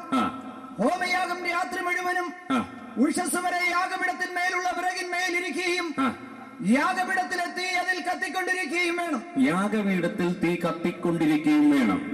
പുരോഹിതൻ പഞ്ഞിനൂൽ കൊണ്ടുള്ള അങ്കി ധരിച്ചു പഞ്ഞിനൂൽ കൊണ്ടുള്ള കാൽച്ചട്ടയാൽ തന്റെ നഗ്നത മറച്ചുകൊണ്ട് യാഗപീഠത്തിന്മേൽ ഹോമയാഗം ദഹിച്ചുണ്ടായ ചാരമെടുത്ത് യാഗപീഠത്തിന്റെ ഒരു വശത്തിടണം. അവൻ വസ്ത്രം മാറി വേറെ വസ്ത്രം ധരിച്ചു പാളയത്തിന് പുറത്ത് വൃത്തിയുള്ള ഒരു സ്ഥലത്ത് ചാരം കൊണ്ടുപോകണം. യാഗപീഠത്തിൽ തീ കെട്ടുപോകാതെ, യാഗപീഠത്തിൽ തീ കെട്ടുപോകരുത്, യാഗപീഠത്തിൽ തീ കെട്ടുപോകരുത്, യാഗപീഠത്തിൽ തീ കെട്ടുപോകരുത്. വേറെ അർത്ഥത്തിൽ പറഞ്ഞാൽ ആലയത്തിൽ തീ കെട്ടുപോകരുത്. Hallelujah, hallelujah, hallelujah. ആദ്യമായിട്ട് ദൈവം ഏദൻ തോട്ടത്തിൽ വസിച്ചെന്ന് നമുക്കറിയാം. പിന്നെ വന്നത് എവിടെയായിരുന്നു? സമാഗമന കൂടാരത്തിൽ വസിച്ചു. അവിടുന്ന് ശേഷം ശലോമോന്റെ ആലയത്തിൽ കയറി. അവിടുന്ന് പല ആലയങ്ങളിൽ ഈ ദൈവം വസിച്ചു അല്ലേ? ബാബിലോൺ ക്യാപ്റ്റിവിറ്റിയിൽ ഒരു ആലയം തകർന്നപ്പോൾ സെരുബ്ബാബേൽ വേറൊരാലയം ഹെരോദാവ് തല്ലിപ്പൊളിച്ചു. വീണ്ടും ഹെരോദാവ് കെട്ടി. അതിനുശേഷം യേശുവിന്റെ അകത്തായിരുന്നു ദൈവാലയം. യേശുവിൽ ദൈവം വസിച്ചു. Praise the Lord, praise the Lord. യേശു കർത്താവായപ്പോൾ നേരെ ശിഷ്യന്മാരുടെ മേൽ ഊതി പരിശുദ്ധാത്മാവിനെ കൈക്കൊള്ളുക. പിന്നെ എവിടെയാ പരിശുദ്ധാത്മാവ് വസിച്ചത്? നമ്മൾ ജീവനുള്ള ദൈവത്തിന്റെ ആലയങ്ങളാക്കി ദൈവം മാറ്റി. ദൈവം നമ്മിൽ വസിച്ചു. ഈ ശരീരത്തെ പിശാച് തകർത്താൽ ഒരിക്കലും ഒരുത്തരും തകർക്കാൻ കഴിയാത്ത കൈപ്പണിയല്ലാത്ത ഒരു കൂടാരം ദൈവം നമുക്ക് വേണ്ടി പണിയുന്നു. അതിൽ നമ്മൾ വസിക്കും. മനസ്സിലാക്കുന്നവർക്കായി ദൈവത്തെ സ്തുതിക്കുന്നു. ഹല്ലേലൂയ. ഇപ്പോഴത്തെ അവസ്ഥയിൽ ദൈവത്തിന്റെ ആലയം എന്ന് പറയുന്നത് ഞാനും നിങ്ങളുമാണ്. Price the Lord. ഈ ആലയത്തിൽ എന്ത് ചെയ്യരുത്? തീ കെടരുത്. സംഗതി വരുന്നേ ഉള്ളൂ. തീ കെട്ടുപോകരുത്. അപ്പൊ എഴുതിയ പുസ്തകത്തിൽ ഇങ്ങനെ തന്നെ പറയുന്നു, തീ കെട്ടുപോകരുത്, തീ കെട്ടുപോകരുത്, തീ കെട്ടുപോകരുത്. പക്ഷെ ഇപ്പോൾ ഏലിയുടെ കാലത്ത് തീ കെടുന്നത് ഒരു പതിവായി. Praise God. തീ കെട്ടുന്നതിന്റെ കാര്യം എന്താ? കാര്യം തീ കെടാനുള്ള കാരണം എന്തായിരുന്നു? വചനം ദുർലഭമായതുകൊണ്ടല്ല. തീ കെടാനുള്ള കാരണം ലേവ്യ പുസ്തകം 24:1 തോന്നുന്നു. തീ കെടാനുള്ള കാരണം ലേവ്യ പുസ്തകം യഹോവ പിന്നെയും മോശയുടെ പ്രകാരം അരുളി ചെയ്തു, ദീപങ്ങൾ നിത്യം കത്തിക്കൊണ്ടിരിക്കേണ്ടതിനോ ഇസ്രായേൽ മക്കൾ നിലവിളക്കിനോ ഇടിച്ചെടുത്ത തെളിവുള്ള ഒലിവെണ്ണ. ദീപങ്ങൾ നിത്യം കത്തിക്കൊണ്ടിരിക്കണമെങ്കിൽ ഇടിച്ചെടുത്ത തെളിവുള്ള ഒലിവെണ്ണ സ്റ്റോക്ക് കാണണം. മനസ്സിലാകുന്നവർക്കായി ദൈവത്തെ സ്തുതിക്കുന്നു. ഹല്ലേലൂയ. കർത്താവ് തന്നെ ഒരു ഉപമ പറഞ്ഞു. മണവാളന്റെ വരവേറ്റ് വന്നപ്പോൾ, ആമേൻ, മണവാളന്റെ അർപ്പണി ഉണ്ടായപ്പോൾ 10 കന്യകമാർ വിളക്കെടുത്തെന്നാ പറഞ്ഞത്. വിളക്കെടുത്തു. 5 കന്യകമാരുടെ വിളക്ക് കത്തിക്കൊണ്ടിരുന്നു.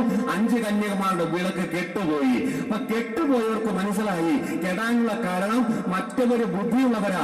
അവർ കെടാതിരിക്കാൻ എണ്ണ കൂടെ കൊണ്ടുവന്നു. പക്ഷെ ഞങ്ങളുടെ കയ്യിൽ എണ്ണ ഇല്ലാത്തത് കൊണ്ടാണ് വിളക്ക് കെട്ടത്. ഇന്ന് രാത്രി പരിശുദ്ധാത്മാവിന്റെ എണ്ണ സൂക്ഷിക്കുന്നവർക്കായി ദൈവത്തെ സ്തുതിക്കുന്നു. ഓരോ കൺവെൻഷനും നിങ്ങൾ ഓടി ഓടി പോയത് ആമേൻ ഈ എണ്ണ പ്രാപിക്കാനായിരുന്നു. ആ എണ്ണ കയ്യിൽ സ്റ്റോക്കുള്ളവന് തീയിനെ കുറിച്ച് പ്രശ്നമില്ല. അവൻ കെടുമെന്ന് തോന്നുമ്പോൾ അവൻ ഒഴിച്ചുകൊണ്ടിരിക്കും. ഇന്ന് രാത്രി അങ്ങനെ ഒഴിച്ചുകൊണ്ടിരിക്കുന്നതിനായി ആമേൻ ദൈവത്തെ സ്തുതിക്കുന്നു. എന്തിനാണ് ഒഴിക്കുന്നത്? തീ കെട്ടുപോകരുതെന്നുള്ള ദൈവത്തിന്റെ പ്രമാണമാണ്. തീ കെട്ടാൽ അപ്പൊ ആലയത്തിൽ ഒന്ന് ശമൂവേൽ പുസ്തകം 4-ാം അധ്യായമൊക്കെ വായിക്കുമ്പോൾ ഒന്ന് യുദ്ധത്തിനെ കുറിച്ചൊക്കെ കാണുന്നുണ്ട് അല്ലെ? അവിടെ ഒരുപാട് പേര് മരിക്കുന്ന ഒരു അധ്യായമാണ്. അവിടെ ന്യായവിധി വരിക ദൈവത്തിന്റെ. എന്തിനാ ന്യായവിധി വരുന്നത്? എങ്ങനെയാ ഹൊപ്നി മരിച്ചത്?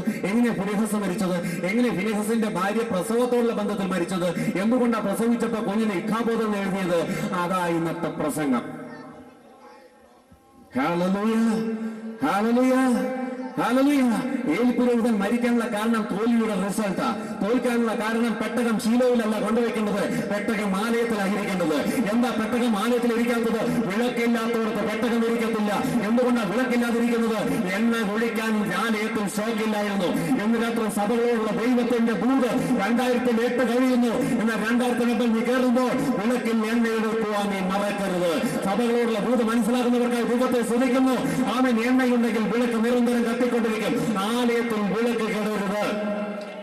Price the Lord, Praise the Lord. ആലയത്തിൽ വിളക്ക് കേടരുത് എന്നെക്കുറിച്ച് തിരുവചനത്തിൽ പല സ്ഥലത്ത് എഴുതിയിട്ടുണ്ട്. ആമേൻ. ആ സങ്കീർത്തനം 92:10 എഴുതി, ആമേൻ, പുതിയ എണ്ണ കൊണ്ട് അവൻ എന്നെ തേപ്പിക്കുമ്പോൾ എന്റെ കൊമ്പ് കാത്തുപോത്തിന്റെ കൊമ്പ് പോലെ ഉയർന്നു. അധികാരത്തിന് കാത്തിരിക്കുന്നവർക്കായി സ്തോത്രം. യേശുവിന്റെ നാമത്തിൽ ശക്തിക്ക് കാത്തിരിക്കുന്നവർക്കായി സ്തോത്രം. പിന്നെ തിരുവചനം പറയുന്നു, പുതിയ എണ്ണയുടെ ഒരു അഭിഷേകം രാത്രി നിനക്കുണ്ടെങ്കിൽ നിന്റെ അധികാരം ഓട്ടോമാറ്റിക്കായിട്ട് പുറത്തേക്ക് വരും. ആമേൻ. മനസ്സിലാക്കുന്നവർക്കായി സ്തോത്രം. പാമ്പുകളെയും തേളുകളെയും ശത്രുവിന്റെ സകലബലത്തെയും ചവിട്ടുവാൻ അധികാരം തരുന്ന സർവശക്തി എന്ന് രാത്രി നിനക്ക് അധികാരം തരുമ്പോൾ അതിനെ അടുത്ത ലെവലിലേക്ക് അതിനെ പൊലിപ്പിക്കുന്നത് അത് നിന്റെ അകത്തുള്ള എണ്ണയാണെന്ന് മനസ്സിലാക്കുന്നവർക്കായി സ്തോത്രം. പലവർക്കും പഴയത് മതി, അവരതിനെ തൃപ്തിപ്പെട്ടിരിക്കുക. എന്നാൽ ഇന്ന് രാത്രി വേനൊരു ആഗ്രഹമുണ്ട്, പുതിയത് എവിടെയുണ്ട്, ഞാൻ അതിന്റെ പിറകില്ല. അത് നിനക്ക് ഇഷ്ടപ്പെട്ടതിന്റെ വിഷയമല്ല, നിനക്ക് സമ്മതമാണെന്റെ വിഷയമല്ല, പുതിയതിന്റെ പിറകിൽ ഓടുന്നവർക്കായി സ്തോത്രം. Praise the Lord. Praise the Lord. ഓടുന്നവർക്ക് എന്നും പണിയുണ്ട്, ഓടുന്നവർക്കെതിരെ വിമർശനമുണ്ട്. അത് ഇന്നലെ തുടങ്ങിയതല്ല. ഏലിയാവിനെ എടുക്കുവാൻ ദൈവം തീരുമാനിക്കുമ്പോൾ ഒരുത്തൻ പിറകെ പോയി. അദ്ദേഹത്തിന്റെ പേരായി എലീശ. അദ്ദേഹം വിലമുടക്കിയത് ഗിൽഗാലിൽ നിന്നുള്ള യാത്രയായിരുന്നു. അദ്ദേഹം എവിടൊക്കെ പോയെന്നുള്ള എന്റെ വിഷയം. ഗിൽഗാലിൽ നിന്ന് തുടങ്ങി ബെഥേലിലേക്ക് പോയി, എരിഹോനിലേക്ക് പോയി, അവിടുന്ന് യോർദാൻ വെച്ചിട്ട് ആമേ തമ്പുരാന് ആമേ കൃപയാൽ ഏലിയാവ് ചോദിക്കുന്ന ഒരു ചോദ്യമുണ്ട്, എന്തിനാ എന്റെ പിറകെ നാണമില്ല നടക്കുന്നത്? അദ്ദേഹത്തിന് മറുപടി ഉണ്ട്, നിന്റെ മേലൊരു തീയുണ്ട്. ആമേ, നിന്റെ മേലൊരു തീയുണ്ട്. അതിന്റെ ഇരട്ടി പങ്കെടുക്ക് ലഭിച്ചാൽ അവൻ എന്നും നിന്നെ ചൂരത്തടിയുടെ തള്ളിലേക്ക് തള്ളിവിട്ട ഇസബെല്ലുമാർ അതിനെ ചോദ്യം ചെയ്യാൻ ദേശത്താണുങ്ങളുണ്ടെന്ന് തെളിയിക്കാം. അത് എന്ത് വേണം? നിന്റെ മേൽ പകർന്ന അതേ തീയുടെ ഇരട്ടി പങ്ക് എന്റെ മേൽ വരണം. മനസ്സിലാക്കുന്നവർക്കായി ദൈവത്തെ സ്തുതിക്കുന്നു. അങ്ങനെ ആഗ്രഹിക്കുന്നവർക്കായി സ്തോത്രം. ഞാൻ ചോദിക്കട്ടെ കുഞ്ഞേ, നിന്നോട് ആര് പറഞ്ഞു ഡബിൾ പോർഷൻ? നിനക്ക് എവിടുന്ന ഈ പുതിയ ഐഡിയോളജി തിയോളജിയും കിട്ടുന്നത്? പുതിയത് എവിടെ നിന്ന് പിടിച്ചുകൊണ്ട് വരുന്നത്? തമ്പുരാൻ നിന്നോട് രഹസ്യത്തെ പറഞ്ഞോ, ഈ ചെറുക്കന്റെ പിറകെ ഓടിക്കഴിഞ്ഞാൽ നിനക്ക് ഡബിൾ പോർഷൻ കിട്ടുമെന്ന്? ഇല്ല. പിന്നെ എന്താ നിന്റെ പദ്ധതി? എന്തിനാ നീ ഓടുന്നത്? ആരാ പറഞ്ഞത്? എലിയാ പറഞ്ഞോ എന്റെ പിറകെ നടന്നാൽ കിട്ടുമെന്ന്? ഇല്ല. അവൻ പറഞ്ഞത് എന്നെയാണ് എടുക്കാൻ പോകുന്നത്, നീ ഇവിടെ തന്നെ ഇരിക്കുക. ഇവിടെ നാണമില്ലാതെ ഓടാൻ നിനക്ക് നാണമില്ലേ? പിന്നെ എന്തിനാ നീ ഓടുന്നത്? അതിന്റെ മറുപടി ആമേൻ ആമേൻ ആമേൻ. എന്നോട് ഏലിയാവ് പറഞ്ഞിട്ടില്ല, എന്നോട് ദൈവം പറഞ്ഞിട്ടില്ല. പക്ഷെ എന്റെ അകത്ത് ഒരു ദാഹമുണ്ട്. അത് തീരണമെങ്കിൽ ഇവന്റെ പിറകെ ഓടി ഇവൻ പോയി എടുക്കപ്പെടുന്നത് ഞാൻ കണ്ടാൽ ആ പുതപ്പ് എന്റെ അകത്ത് ലഭിക്കും. എന്ന് രാത്രി രാമേ ഇരട്ടിക്കായി ഓടുന്നവർക്കായി സ്തോത്രം. പഴയ നിയമത്തിൽ 16 അത്ഭുതങ്ങൾ ഏലിയാവ് ചെയ്തപ്പോൾ 32 കൊണ്ട് അവൻ എലീശ തീർക്കേണ്ടി വന്നു. 33 പോകത്തില്ല. കാരണം എന്താ? ഇരട്ടിയെ ചോദിച്ചുള്ളൂ. പുതിയ നിയമത്തിൽ ഇരട്ടി ചോദിക്കുന്നത് അവൻ അളവില്ലാതെയല്ലോ കൊടുക്കുന്നത്. പിതാവിനോട് പരിശുദ്ധാത്മാവിനെ ചോദിക്കുമ്പോൾ എത്ര അധികം കൊടുക്കുമെന്ന് പറയുമ്പോൾ അവൻ ഇന്ന് രാത്രി നീ ചോദിക്കാത്തത് കൊണ്ട് നീ ലഭിക്കുന്നില്ലെന്ന് യാക്കോബിന്റെ ലേഖനം വ്യക്തമായി പ്രസംഗിക്കുക. Praise the Lord. Praise the Lord. Praise the Lord. അതിന് രഹസ്യം മനസ്സിലായ എലീശയുടെ അടുക്കൽ ഈ പ്രവാചക ശിഷ്യന്റെ ഭാര്യ ഈ പ്രവാചകന്റെ അടുക്കൽ ഒരിക്കൽ ചെന്നിട്ട് ചോദിച്ചു, സാർ യെസ്, എന്താ വിഷയം? എന്റെ കടഭാരം ഇപ്പൊ എന്റെ കുഞ്ഞുങ്ങളെ വരെ പിടിച്ചുകൊണ്ടുപോകുന്ന സാഹചര്യത്തിലെത്തി സാർ. എന്നിട്ട് എന്തോ ഒരു രക്ഷയില്ല. എലീശ പറയുക, എന്റെ കുഞ്ഞെ ഞാൻ വല്ലതും അതാഴ്ച തീരുവോ? നീ അവിടുന്ന് ഇവിടുന്നൊക്കെ കടം വാങ്ങി ഇതെല്ലാം ഞാൻ തീർക്കാൻ ഞാനാരാ? അമ്മേ, അത് എന്റെ കയ്യിൽ ഇപ്പൊ ഇല്ല. പക്ഷെ നിന്റെ കയ്യിൽ ഒന്നുമില്ലേ? എന്റെ കയ്യിൽ ഇല്ലേന്ന് ചോദിച്ചാൽ ഒരു ജാറ് എണ്ണയുണ്ടെന്ന് പറഞ്ഞു. അതിന്റെ ഒറിജിനൽ ട്രാൻസ്ലേഷൻ കൊടുത്തിരിക്കുന്ന ഒരു ഫ്ലാസ്ക് എണ്ണയുണ്ടെന്ന്. ഒരു ഫ്ലാസ്ക് എണ്ണ നിന്റെ വീട്ടിലുണ്ടായിട്ടാണോ നിന്റെ പ്രശ്നം? ഏലിയാവ് അവൻ ഓരോ തുണ്ടാം എണ്ണ കൊണ്ട് 3.5 വർഷം ഒരുത്തിയെ പോഷിപ്പിച്ചെങ്കിൽ ഇന്ന് രാത്രി ഒരു ഫ്ലാസ്ക് എണ്ണയുണ്ടെങ്കിൽ നിന്റെ പ്രശ്നത്തിന് പരിഹാരം നിന്റെ ഭവനത്തിലുണ്ട്. മനസ്സിലാക്കുന്നവർക്കായി സ്തോത്രം. അതിന് അവൻ വിദേശത്തുനിന്ന് നിൽക്കുന്നത് നീ പ്രതീക്ഷിക്കേണ്ട. നിന്റെ പ്രശ്നത്തിന്റെ മറുപടി നിന്റെ കയ്യിലുണ്ട്. Yes yes yes. ഒരു കീ തന്നുകൊണ്ടിരിക്കണം. നിന്റെ പ്രശ്നത്തിന്റെ മറുപടി നിന്റെ കയ്യിൽ ഇരിപ്പുണ്ട്. എത്ര പേർക്ക് മനസ്സിലാകുന്നുണ്ട്? യെസ്. ഇന്ന് ദൈവം സംസാരിക്കുക. സുഭാഷൊക്കെ മറന്നോണം കേട്ടോ, ഞാൻ പ്രസംഗിക്കാൻ പോകുക. എന്റെ പ്രശ്നത്തിന് മറുപടി എന്റെ വീട്ടിലോ? യെസ്. നീ എവിടെന്നായി എന്നെ പ്രാപിച്ചതോ? ഒന്നും പറയണ്ടേ. വർഷങ്ങളായിട്ട് എല്ലാ കണ്ടീഷനും ഞാൻ പോകും, മുന്നിൽ തന്നെ ഇരിക്കും. എന്നിട്ടൊന്നും ലഭിക്കാറുണ്ടേ. മീറ്റിങ്ങുകളൊന്നും ഞാൻ കളയാറില്ല. സഭായോഗമായാലും കാത്തൃപ്തിയായാലും കൺവെൻഷനായാലും ക്രൂസൈഡായാലും പവർ ക്യാമ്പ് ആയാലും ലേഡീസ് മീറ്റിംഗ് ആയാലും എല്ലാ മീറ്റിങ്ങിലും ഞാൻ പോകും. എന്നിട്ട് ഓരോ പ്രാവശ്യം പോകുമ്പോൾ പുതിയത് ദൈവം എന്നെ പകർന്നുകൊണ്ടിരിക്കുക. എന്നിട്ട് ഞാൻ എന്ത് ചെയ്യുന്നു? ഞാൻ ഒന്നും ചെയ്തിട്ടില്ലേ, ഞാൻ സൂക്ഷിച്ചു വെച്ച് എന്റെ കുഞ്ഞെ എണ്ണയ്ക്ക് എക്സ്പയറി ഉണ്ട്. എണ്ണയ്ക്ക് എക്സ്പയറി ഉണ്ട്. ഈ കൺവെൻഷൻ അല്ല ഞാൻ പറയുന്നത്, കാത്തിരിപ്പ് യോഗമല്ല, ഈ പവർ ക്യാമ്പ് എന്നൊക്കെ പറയുന്നത് എന്നെ സർവീസിലേക്ക് കയറ്റുകയാണ്. വാഹനം ഓടിക്കുന്നവർക്ക് അറിയാം 5000 കിലോമീറ്റർ കഴിഞ്ഞാൽ എഞ്ചിൻ ഓയിൽ മാറ്റണം. കാരണം എന്താ, അവൻ അതിന്റെ കപ്പാസിറ്റി അത്രയേ ഉള്ളൂ. ഇപ്പോഴും പഴയത് വെച്ച് ഓടിക്കാൻ പലർക്കും താല്പര്യമുള്ളപ്പോൾ പുതിയത് കൊണ്ട് അവൻ തേപ്പിക്കുമ്പോൾ, പുതിയത് ആഗ്രഹിക്കുന്നവർക്കായി രൂപത്തെ ശ്രമിക്കുന്നു. പുതിയ എണ്ണം നിലവിൽ പകരുമ്പോൾ അവിടെയാണ് നിന്റെ ആരാധനയിൽ ഒരു വ്യത്യാസം, അവിടെയാണ് നിന്റെ പ്രാർത്ഥനയിൽ ഒരു ചാർജ്. ഇന്ന് രാത്രി മനസ്സിലാക്കുന്നവർ കൈകാണിച്ച് ദൈവത്തെ ശ്രമിച്ച് അവയെ വാഹനം സർവീസ് കഴിഞ്ഞ് വരുമ്പോൾ ആദ്യം മാറ്റുന്നത് അതിന്റെ എഞ്ചിൻ ഓയില. ഇന്ന് രാത്രി ഓയിൽ മാറ്റി കഴിഞ്ഞാൽ ഓയിൽ മാറ്റി കഴിഞ്ഞാൽ നിന്റെ വേഗത വേഗത വേഗത വേഗത വേഗത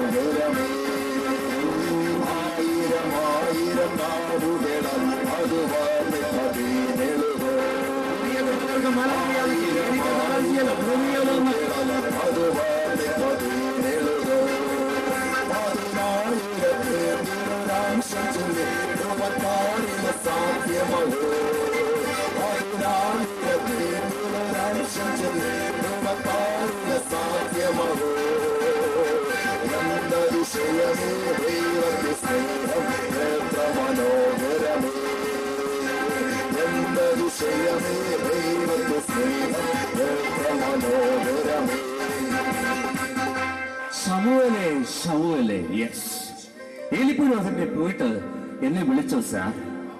എന്നെ വിളിച്ചോ? ഇല്ലല്ലോ. ആരോ എന്നെ വിളിക്കുന്നല്ലോ. എന്റെ പേര് പിന്നെ ഇവിടെ അറിയാവുന്ന ആരാ? ഇവിടെ ചെറുക്ക ഇവിടെ ഇപ്പൊ ഇച്ചിരി മറ്റവന്റെ ശല്യമുണ്ട്. മറ്റവന്റെ ശല്യമുണ്ടെന്ന്. ആരുടെ? ജഗത്താന്റെ. കാരണം ഇപ്പൊ വിളക്കൊന്നും ഇല്ലാത്ത ഇരുട്ട് കയറിയ ജീവിതത്തിൽ ഇരുട്ട് കയറിയ മറ്റവന്റെ ശല്യം ഉണ്ടാകും. വർഷങ്ങളെ പാരമ്പര്യം പറഞ്ഞാല് കണ്ണടച്ച കറുത്ത രൂപമല്ലാതെ എന്നാ നീ ഒരു വെളുത്തത് കാണുന്ന എന്റെ ചോദ്യം. പലരും പ്രാർത്ഥിക്കാൻ വരുമ്പോ എന്താ ഒന്നുമില്ല, പിന്നെ ചുമ്മാ പ്രാർത്ഥിക്കാനാ. അതെന്ത് പ്രാർത്ഥന? വിഷയം പറ, പ്രാർത്ഥിക്കാം. ലാസ്റ്റ് അത് എങ്ങനെ കിണുങ്ങുന്ന എന്തിനാ? ഇത് പറഞ്ഞാൽ എനിക്ക് എന്തെങ്കിലും തോന്നുമോ? അതെ, പ്രാർത്ഥിക്കുമ്പോ പക്ഷേ ഈ പാറ്റ, പൂച്ച, എലി, നരി ഇതൊക്കെ കയറി വരുന്ന പ്രാർത്ഥനയെ അലങ്കോലപ്പെടുത്താൻ പിശാച്. എടാ, കുഞ്ഞുങ്ങൾ ദൂതന്മാരെ കാണുന്നു. നിനക്ക് ഇങ്ങനത്തെ ഒരു അനുഭവമൊന്നും ഇല്ലല്ലേ? പ്രാവിനെ ഇറങ്ങുന്നു, അത് നിനക്കില്ല. നിനക്കിപ്പോഴും പാറ്റയും പൂച്ചയും നീ കാണും. അകത്ത് തീ കെട്ടാൽ നീ കാണുന്നത് പാറ്റയും പൂച്ചയാ. അകത്ത് തീ ഉണ്ടെങ്കിൽ നീ കാണുന്നത് ദൂതനെയാ. അകത്ത് തീ ഉണ്ടെങ്കിൽ നീ കാണുന്ന പ്രാവ. അകത്ത് തീ അവിടെ നീ കാറ്റ് അനുഭവിക്കുന്നത്. അത് മനസ്സിലാകുന്നവർക്കായി ഞാൻ ദൈവത്തെ ശ്രദ്ധിക്കുന്നു. അതുകൊണ്ട് ആമേൻ ആമേൻ. ഇവിടെ ഈ ദിവസങ്ങളായിട്ട് അങ്ങനെയൊക്കെ സംഭവമുണ്ട്. ചെറുക്ക, നീ പ്രാർത്ഥിച്ച് കിടക്കണം. വീട്ടിൽ പേടി സ്വപ്നം കാണുമ്പോ വീട്ടുകാർ ആലത്തൂര മാനെ പേടി സ്വപ്നം കാണരുതേ അതൊക്കെ പറഞ്ഞോട്ടാ നമ്മളെ ഉറക്കിയിരുന്നേ. പക്ഷേ അങ്ങനെ പ്രാർത്ഥിച്ചു കടന്നോണം കേട്ടോ. അങ്ങനെയാണെങ്കിൽ വരത്തില്ല. പ്രാർത്ഥിച്ചു ശമൂവേല് വീണ്ടും ഉറങ്ങാൻ കിടന്നപ്പോ വീണ്ടും ഒരു വിളി, ശമൂവേലേ. വീണ്ടും വീട്ടിൽ വിട്ടുന്ന ശബ്ദം. എഴുന്നേറ്റ് എന്നെ വീണ്ടും വിളിച്ചോ? ഞാൻ വിളിച്ചില്ലടാ, നിന്നോടല്ലേ പറഞ്ഞ് വിളിച്ചിട്ടില്ല, പോയി കിടക്കും. വിളിച്ചിട്ടില്ലേ? പിന്നെ ആരാ? മൂന്നാമത് വിളിച്ചപ്പോൾ എലി പറഞ്ഞു, ഇങ്ങനെ നിർത്താതെ വിളിക്കുന്നുണ്ടെങ്കിൽ ചെകുത്താനല്ല അവനാ. ഇന്ന് രാത്രി മനസ്സിലാകുന്നവർക്കായി സ്തോത്രം. ഏതെങ്കിലും കൺവെൻഷൻ നീ കേട്ടിരിക്കുകയാണെങ്കിൽ ഇത് അവന്റെ ശബ്ദമാ, ചെകുത്താന്റെ ശബ്ദമല്ല. അവന് നിന്നെ ആവശ്യമുണ്ട്. അതുകൊണ്ട് അവന്റെ ശബ്ദം വീണ്ടും നിന്റെ ചെവിയിൽ മുഴങ്ങുന്നത്. ഇനി ഇടയ്ക്കിടയ്ക്ക് വിളിക്കുന്നുണ്ടെങ്കിൽ ഇത് ആരുടെ ശബ്ദമല്ല കുഞ്ഞെ, ഇത് അവന്റെ ശബ്ദം തന്നെയാണ്. ഇനി വിളിക്കുമ്പോൾ അടിയനിതാ, അരുളി ചെയ്താലും എന്ന് നീ പറയണം. ഇന്ന് രാത്രി നിന്നോട് അരുളി ചെയ്യുവാൻ അവന് ചിലതുണ്ട്. ഒരൊറ്റ കാര്യം, നിന്റെ ഭാഗത്തുനിന്ന് പ്രതികരണം അവൻ പ്രതീക്ഷിക്കുന്നു. നീ യെസ് എന്ന് പറഞ്ഞാൽ നിന്നോടൊന്ന് സംസാരിപ്പാൻ എന്റെ ദൈവത്തിനുണ്ട്. ആമേൻ. മുമ്പത്തെ പോലെ യഹോവ വന്നു, നിന്നു, വിളിച്ചു. ഹല്ലേലൂയ. ആമേൻ. അപ്പൊ ആലയത്തിൽ വിളക്കില്ലേ? ആലയത്തിൽ എണ്ണയില്ല. ആലയത്തിൽ എണ്ണയും വിളക്കുമില്ലെങ്കിൽ ആലയത്തിൽ ദൈവത്തിന്റെ ശബ്ദമില്ല. Praise God, praise God. അപ്പോഴാണ് ഈ എന്നാ പറയുന്നത്, യുദ്ധം കൊടുമ്പിരി കൊള്ളുകയാണ്. ഫെലിസ്ത്യർ ഒരു കാര്യം പറഞ്ഞു. പണ്ടൊക്കെ ആലയത്തിൽ വിളക്കുണ്ടപ്പോ ചെകുത്താൻ നന്നായിട്ട് അറിയാം ആദ്യം ഇത് കെടുത്തിയെന്നതിനറിയോ, ഇതിനെ ഒതുക്കാനാ. എടുക്ക ന്യായാധിപന്മാരുടെ പുസ്തകം 16-ാം അധ്യായം 6-ാം വാക്യം. ഡൽഹിയിലെ ശിംഷോനോട് ചോദിക്കുന്ന ഒരു ഡയലോഗ് അടിക്കാൻ പോവാ. പെട്ടെന്ന് എടുത്തേ. 16-6 ന്യായാധിപന്മാർ, ജഡ്ജസ്. അങ്ങനെ ദലീല ശിംഷോനോട്, നിന്റെ മഹാശക്തി ഏതിലാകുന്നു? ഏതിനാൽ നിന്നെ ബന്ധിച്ചൊതുക്കാം? അതിന്റെ അർത്ഥം എന്നറിയോ, നിന്റെ അകത്ത് ശക്തിയുള്ളിടത്തോളം കാലം നിന്നെ തൊടാൻ പറ്റത്തില്ലെന്ന് ഞങ്ങളുടെ നേതാക്കന്മാര് പറഞ്ഞു. അതുകൊണ്ട് ദലീലയ്ക്ക് കാശ് കൊടുത്തിരിക്കുക. ദലീലേ, നീ ഇവനെ വശീകരിക്കണം. ഞാൻ അങ്ങോട്ട് കേറുക കേട്ടോ. കാക്ക നന്നായി പാടത്തില്ല. ഇത് കുഞ്ഞുങ്ങൾക്ക് നന്നായിട്ട് അറിയാം. കാക്ക നന്നായി പാടുവോ? എങ്ങനെ പാടുന്നേ? ഇത് ആർക്കും ഇഷ്ടമല്ല. പക്ഷേ കാക്ക നന്നായി പാടുമെന്ന് ആയുസിൽ ഒരുത്തനെ പറഞ്ഞുള്ളത് കുറുക്കന. മനസ്സിലാക്കി തരാം, കുഞ്ഞുങ്ങൾക്കറിയാം. കാക്കയോട് പറയുക, എന്തോ ഒരു സുന്ദരിയാ നീ, എന്തോ ഒരു പാട്ടാ, ഒന്നൊന്ന് പാടി നോക്കിയേ. ഞാൻ അങ്ങനെ പാടത്തൊന്നുമില്ല. ആര് പറഞ്ഞു നിന്റെ പാട്ട് ശരിയാണോ ചേട്ടാ? യെസ്. പറഞ്ഞു. എന്ത് ചെയ്തു? നെയ്യപ്പം കുറുക്കന്റെ അണ്ണാക്കിലൊന്നപ്പോ പറഞ്ഞു, നിർത്തടി മതി. ഇതിനാ ഞാൻ നിന്നെ കൊണ്ട് പാടിപ്പിച്ചത്. അനേകരുടെ കയ്യിലുള്ളത് ശത്രു തിന്നു. പണ്ടത്തെ മാസങ്ങളെ പോലൊന്ന് കത്തിയിരുന്നെങ്കിൽ നന്നായിരുന്നു. നിന്റെ അഹങ്കാരം കൊണ്ട് ശത്രു അടിച്ചു മാറ്റിയത്. ഇന്ന് രാത്രി മടങ്ങി വരുവാൻ സഭയോട് ദൈവത്തിന്റെ ആലോചന, മടങ്ങി വരുവാൻ സഭകളോട് ദൈവത്തിന്റെ ആലോചന. പണ്ടത്തെ മാസങ്ങളെ പോലെ നിന്റെ തലയിൽ ആ തീ കത്തിയിരുന്നെങ്കിൽ ദൈവമായിട്ടൊരു സാഹിത്യം നിനക്ക് ഉണ്ടായിരുന്നെന്ന് അയ്യോബിന്റെ പുസ്തകം എഴുതിയത്. ഇന്ന് ദൈവമായിട്ടുള്ള സാഹിത്യം നിനക്ക് അന്ന് നഷ്ടപ്പെട്ടതിന്റെ കാര്യം നിന്റെ തലയിലെ തീ കെട്ടുപോയത്. നിന്റെ മഹാശക്തി ഏതിലാകുന്നു എനിക്ക് പറഞ്ഞു തരിക. അടുത്ത വാക്യം. ഏതിനാൽ നിന്നെ ബന്ധിച്ചൊതുക്കാം? ഏതിനാൽ നിന്നെ ബന്ധിച്ചൊതുക്കാന്ന് പറഞ്ഞ ഈ ശക്തി കുട്ടപ്പ, നിന്റെ ബാങ്കിന്റെ സ്റ്റേറ്റ്മെന്റ് എനിക്കറിയാം, നിന്റെ സർട്ടിഫിക്കറ്റുകളുടെ എണ്ണം എനിക്കറിയാം, നിന്റെ കുടുംബ പേര് എനിക്കറിയാം, നിന്റെ തലമുറയെ കുറിച്ചും ഭർത്താവിനെ കുറിച്ചും ജോലിയെ കുറിച്ചും ബിസിനസിനെ കുറിച്ചും സകലതും എനിക്കറിയാം. എനിക്കറിയാത്തതൊന്ന്, നിന്റെ അകത്തൊരു ശക്തിയുണ്ട്. അതുള്ളവർ പഠിച്ചാൽ മതി. നിന്റെ അകത്തൊരു ശക്തിയുണ്ട്. അതെനിക്ക് പറഞ്ഞു തരണം. എന്തേ, നീ പ്രശ്നം വെച്ച് നോക്കിയിട്ട് കിട്ടിയില്ല? ഇല്ല. എന്ത് ചെയ്തിട്ടും കിട്ടുന്നില്ല, അത് വെളിപ്പെടുന്നില്ല. അത് വെളിപ്പെടത്തില്ല. അത് വെളിപ്പെടണമെങ്കിൽ ഡാർലിംഗ് ഞാൻ പറഞ്ഞു തരണം. പക്ഷെ ഞാൻ പറയത്തില്ല. അത് പറഞ്ഞാൽ ഞാൻ ശേഷം മനുഷ്യരെ പോലെ ആകും. അതെന്താ? ആത്മശക്തി പോയി കഴിഞ്ഞാൽ ശേഷം മനുഷ്യരെ പോലെ ആകും. അത് എവിടുത്തെ തിയോളജിയാ?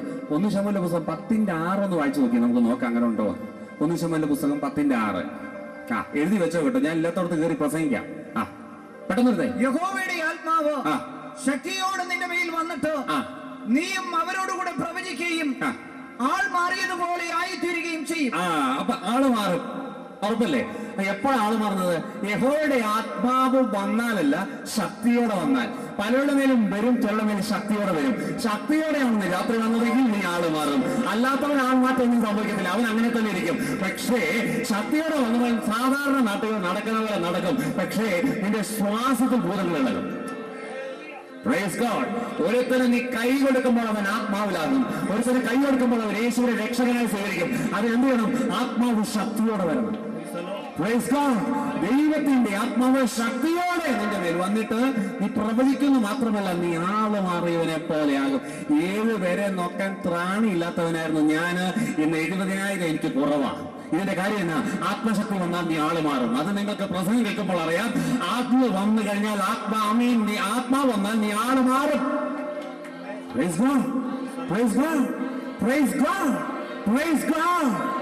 തീർന്നില്ല. അടുത്ത വാക്യം. ഈ അടയാളങ്ങൾ നിനക്ക് സംഭവിക്കുമ്പോൾ യുദ്ധമെന്ന് തോന്നുന്നത് ചെയ്യുക. ദൈവം നിന്നോട് കൂടെയുണ്ട്. തീർന്നില്ല. എന്നാൽ നീ എനിക്ക് മുൻപേ ആ. ഗിൽഗാലിലേക്ക് പോകണം. അല്ലല്ല, ഒരിക്കലും ഉപയോഗിക്കാത്ത കയർ കൊണ്ട് എന്നെ കെട്ടുക. ആ വാക്കെടുത്തേ. അവിടെ തന്നെ ശിംശോൻ അവളോട്, ഒരിക്കലും ഉണങ്ങാത്ത പച്ചയായ 7 ഞാണുകൊണ്ട് എന്നെ ബന്ധിച്ചാൽ എന്റെ ബലം ക്ഷയിച്ച് ഞാൻ അശേഷം മനുഷ്യരെ പോലെയാകും. ഫെലിസ്ത്യ പ്രമുഖന്മാർ ഉണങ്ങാത്ത 7 പച്ച ഞാൻ അവളുടെ അടുക്കൽ കൊണ്ടുവന്നു.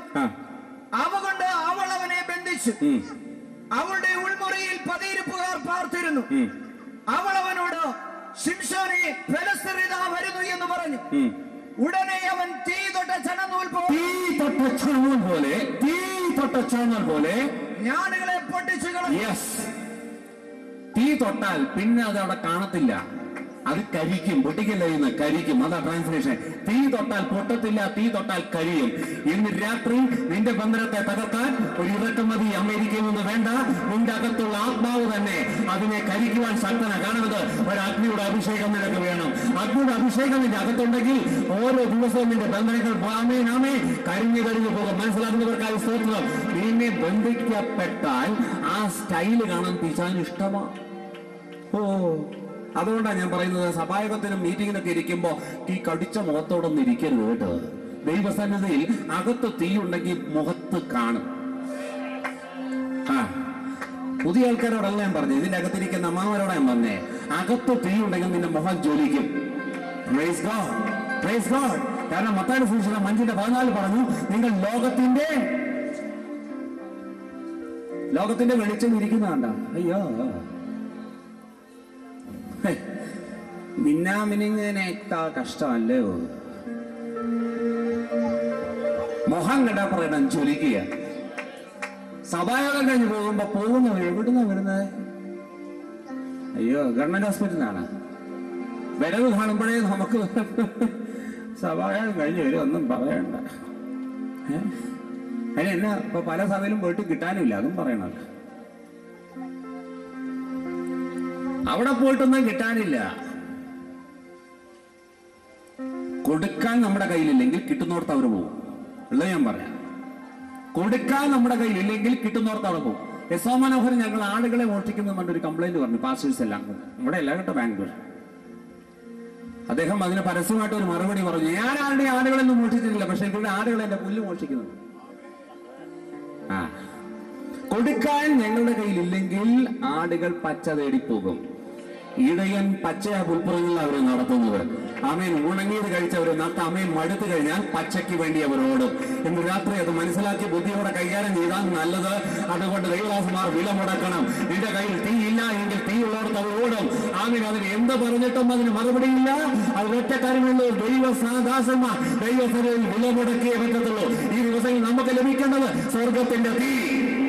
Price God, praise God, praise God. സാധാരണ വിശ്വാസികളെ ശാസിക്കുമ്പോഴേ പാലക്കാട് DSP അനിൽ രാജ് സാറ്, തിരുവനന്തപുരംകാരന്, അദ്ദേഹം രക്ഷിക്കപ്പെട്ടിട്ട് അധികമൊന്നും ആയിട്ടില്ല, പക്ഷെ നല്ല ആത്മാവിന്റെ നല്ല തീഷ്ണത, പാസ്റ്ററൊന്നുമല്ല. അദ്ദേഹം ചാർജ് എടുത്ത ഉടനെ തന്നെ ഒരു സഹോദരി ഓടിച്ചിട്ട് പറഞ്ഞു, സാറേ ഒന്ന് രക്ഷിക്കണം.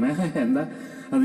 എനിക്കൊരു 2 വീടുണ്ട്. ഒന്നിൽ ഞാൻ താമസിക്കുന്ന, മുകളിൽ നേരെ വാടകയ്ക്ക് കൊടുത്തിരിക്കുന്നു. ഓഹോ, അതെ സാറേ, 4 വർഷമായി ഒരു മന്ത്രവാദിക്ക് വാടകയ്ക്ക് കൊടുത്തിരിക്കുക. ഈ കാലമാകാൻ വാടകയും നിരത്തിൽ ഒഴിഞ്ഞു മുഖത്തുമില്ല. ഞാനൊരു വിധവയെ സാറേ, എനിക്കൊരു മോള് മാത്രമേ ഉള്ളൂ. എനിക്ക് ഇതിന്റെ വാടകയും കൊണ്ടാണ് ഞാൻ കഴിച്ചിരുന്നത്. അപ്പൊ അതുമില്ല സാറേ. ഞാൻ 2-3 പ്രാവശ്യം ഇവിടെ കംപ്ലൈന്റ് ചെയ്തിട്ട് ആരും ഒരു ആക്ഷൻ എടുത്തിട്ടില്ല. പോലീസുകാർ പറഞ്ഞു, സാറേ കംപ്ലൈന്റ് എടുക്കാഞ്ഞിട്ടൊന്നുമല്ല, എടുത്തവന്റെ ഒക്കെ കൈ പൊള്ളി സാറേ. അവൻ ചുട്ടകോഴി പറപ്പിക്കുന്ന മന്ത്രവാദിയാ, അതുകൊണ്ട് തൊടാതിരിക്കുന്ന ഭംഗി സാറേ, അത് പ്രശ്നമാ സാറേ. അദ്ദേഹം പറഞ്ഞു, അതിനല്ല, അവനെ വിളിക്കുന്നു പറഞ്ഞു. ആളെ വിട്ടു. അദ്ദേഹം വന്നു. മന്ത്രവാദി പറഞ്ഞു, എന്നാ വിഷയം? എന്താ വിഷയോ? അവള് വിധവയാണ്. നീ 4 വർഷമായിട്ട് അവരുടെ ബിൽഡിങ്ങിൽ താമസിക്കുന്നു. യെസ്. നീ ഒന്നും വാടകയും കൊടുക്കുന്നില്ല, നീ വീട് വിട്ട് കൊടുക്കുന്നില്ലെന്ന് പറഞ്ഞു. യെസ്, ശരി, 2 ശരിയാ. അതിനെന്താ? അത് 2-1 നീ ചെയ്യണം. ഞാൻ 2 ചെയ്യത്തില്ല. എന്ത് ചെയ്യും? ചെയ്യാനൊന്നുമില്ല, നിന്റെ മന്ത്രവാദം നടക്കത്തില്ല, അത്രേ ഉള്ളൂ. അല്ല, യേശുവിനെ നാമത്തിൽ ഞാൻ അതിനെ ബന്ധിക്കുന്നത്. ദേഷ്യം വന്നപ്പോ പറഞ്ഞതാ, യേശുവിനെ നാമത്തിൽ ഞാൻ അതിനെ ബന്ധിക്കുന്നത്. ഓ ഗോപ്പ. അദ്ദേഹം അങ്ങ് പോയി. തിരിച്ച് 2 ദിവസം കഴിഞ്ഞപ്പോ താക്കോലൊക്കെ ആയിട്ട് സാറേ സാറേ സാറേ സാർ ആദ്യം വന്നപ്പോ വളരെ സീരിയസ് ആയിട്ട് ഒന്ന് സംസാരിച്ചു. സാറേ എന്ന് വിളിക്കാത്ത മനുഷ്യൻ അദ്ദേഹത്തിന് ചിരി വന്നു. എന്തേ സാറേ ഞാൻ പോവാ. എവിടേക്ക് സാറേ? അവളുടെ കാശ് ഞാൻ കൊടുക്കാം. അവളുടെ കാശ് ഞാൻ കൊടുക്കാം. ഞാൻ വീട് ഒഴിയാ. ഇത്ര പെട്ടെന്നൊരു മാനസാന്തരം. സാറേ സാറൊക്കെ അറിയാം സാറേ. സാർ അന്ന് ചുമ്മാ പറഞ്ഞില്ലേ ഒരു കാര്യം. എന്ത് പറഞ്ഞു? യേശുവിന്റെ നാമം. അതിനുശേഷം മന്ത്രവാദം നടക്കുന്നില്ല സാറേ. മന്ത്രവാദം നടക്കുന്നില്ല സാറേ. അതിന് സാറേ ഞാൻ എവിടെയെങ്കിലും പോയി ജീവിക്കോളാം സാറേ. എൻ്റെ കഞ്ഞി പാറ്റിയിടരുത് സാറേ. ഞാൻ എവിടെയെങ്കിലും പോയി ജീവിച്ചോളാം സാർ. അയച്ചു വിടണം. എനിക്ക് അതിലല്ല തമാശ തോന്നിയത്. അദ്ദേഹം പറയുക, നിങ്ങളൊക്കെ പറയുന്നതായിട്ട് ഞാൻ ചുമ്മാ പറഞ്ഞു നോക്കിയത്. തിരുവനന്തപുരംകാർ നിങ്ങളൊക്കെ പറഞ്ഞു കേട്ട് ഞാൻ ചുമ്മാ പറഞ്ഞു നോക്കിയതാണ്. കൊത്ത് ചുമ്മാ പറഞ്ഞത്. സാധാരണ വിശ്വാസി പറയുന്ന ഒക്കുന്നുണ്ട് കേട്ടാ. എനിക്കതിനുള്ള കൃപയുണ്ടെന്ന് എനിക്കറിയത്തില്ല. ഞാൻ നിങ്ങളൊക്കെ പറഞ്ഞു കേട്ട് ചുമ്മാ പറഞ്ഞു നോക്കിയതാ. അതൊത്ത് ആമേൻ. എന്ന് രാത്രി നീ പറയുന്നത് ചില നോക്കും. കാരണം എന്താ? അത് നിന്റെ ഗുണമല്ല, നിന്റെ അകത്ത് തിളയ്ക്കുന്ന എണ്ണയുടെ ഗുണമാ. മനസ്സിലാക്കുന്നവർക്കായി സ്തോത്രം. നിന്റെ അനേകരുടെ ദീപം കെട്ടുകൊണ്ടിരിക്കുമ്പോൾ പുതിയതിന്റെ അകത്ത് കത്തി ചോദിച്ചുകൊണ്ടിരിക്കുക. പാരമ്പര്യം വിട്ടോ, പരിചയം വിട്ടോ, പഴക്കം വിട്ടോ, ആമേൻ അടുത്തൊരു നിനക്ക് നമുക്ക് ലജ്ജയ്ക്കായിട്ട് അടുത്തൊരു തലമുറ കയറി വരുന്നുണ്ട്. അതുകൊണ്ട് പണ്ടത്തെ മാസങ്ങളെ പോലെ ഒന്ന് കത്തിയിരുന്നെങ്കിൽ നന്നായിരുന്നെന്ന് രാവിലെ പോലും അവൻ മടങ്ങി വന്നാൽ ഇന്ന് രാത്രി നിന്നെ നഷ്ടപ്പെട്ടത് കത്തിക്കുവാൻ സ്വർഗം ശക്തനാണ്. എന്റെ സാറേ, എന്റെ വീട്ടിൽ ഒരു ജാർ എണ്ണയുണ്ട്. മറന്നിട്ടില്ല കേട്ടോ. ഞാൻ എല്ലാ പ്രസം കൂടെ കയറി വരിക. എന്നിട്ട് അത് നീ എന്ത് ചെയ്യുന്നു? ഞാൻ സൂക്ഷിച്ചു വെച്ചിരിക്കുക സാറേ. എടി കുഞ്ഞെ, അതിന് എക്സ്പയറി ഉണ്ട്. അതിന് ഞാൻ എന്ത് ചെയ്യും സാർ? എടി പ്രാപിക്കാൻ മാത്രം പോരാ, പകരാൻ പഠിക്കണം. പ്രാപിക്കാൻ പഠിച്ചാൽ പോരാ, പകരാൻ പഠിക്കണം. നമുക്കാണെങ്കിൽ അറുത്ത കയ്യിലും വേറെ പ്രാപിക്കുന്ന ഇഷ്ടവുമല്ല, നമ്മൾ പ്രാപിച്ച കൊടുക്കത്തുമില്ല. എനിക്ക് തന്നെ ഞാൻ 10 വെള്ളം കൈ വെച്ച് കഴിഞ്ഞാൽ എന്റെ നമുക്ക് കുറയുമെന്ന് എനിക്കൊരു സംശയം. അതുകൊണ്ട് ഇത് ഞാൻ എല്ലാം സൂക്ഷിച്ചു വെക്കും. ആർക്കാ? നീ വില മുടക്കുന്ന പ്രാപിക്കാനാണെങ്കിൽ അത് പകരാനുള്ളതാ. ഈ എണ്ണയ്ക്ക് ഒരു പ്രത്യേകതയുണ്ട്. ഇത് നിന്റെ കയ്യിൽ ഇരിക്കത്തില്ല. ഇത് പകർന്നുകൊണ്ടിരുന്നാൽ ഈ കാലി കാണുമ്പോൾ തമ്പുരാൻ ഒഴിച്ചുകൊണ്ടിരിക്കും. ഇന്ന് രാത്രി നിറഞ്ഞതിന്റെ മേലല്ല ഒഴിക്കുന്നത്, കാലിയുടെ മേലാണ് ഒഴിക്കുന്നതെങ്കിൽ ഓരോ പ്രാവശ്യവും നീ പകർന്ന് പകർന്ന് പകർന്നു വന്ന കാലിയായി വന്നാൽ നിന്നെ കാണുന്നതേ തമ്പുരാന് സന്തോഷമാണ്. കാരണം ഇതിന് പ്രയോജനമുണ്ട്. കാരണം ഇത് പ്രയോജനപ്പെടുത്തുന്ന സൈസാ. അതിന്റെ സാറേ, എന്റെ നാട്ടില് എല്ലാ പാത്രങ്ങളും നിറഞ്ഞിരിക്കും. നിന്റെ നാട്ടില്? എന്റെ നാട്ടിലെ എല്ലാ പാത്രങ്ങളും നിറഞ്ഞിരിക്കുക. അവര് നേരത്തെ പോയി വന്നിരിക്കും സാറേ. പിന്നെ ഇന്നലെ മേനോ വന്ന കൊടുക്കാനൊന്നും ഇവിടെ പാത്രമില്ല. ഇനി നിന്റെ വീട്ടിൽ ആവശ്യക്കാരില്ലെങ്കിൽ അയൽ വീടുകളിൽ വെറും പത്രങ്ങൾ കാലിയായിട്ടിരിക്കുക.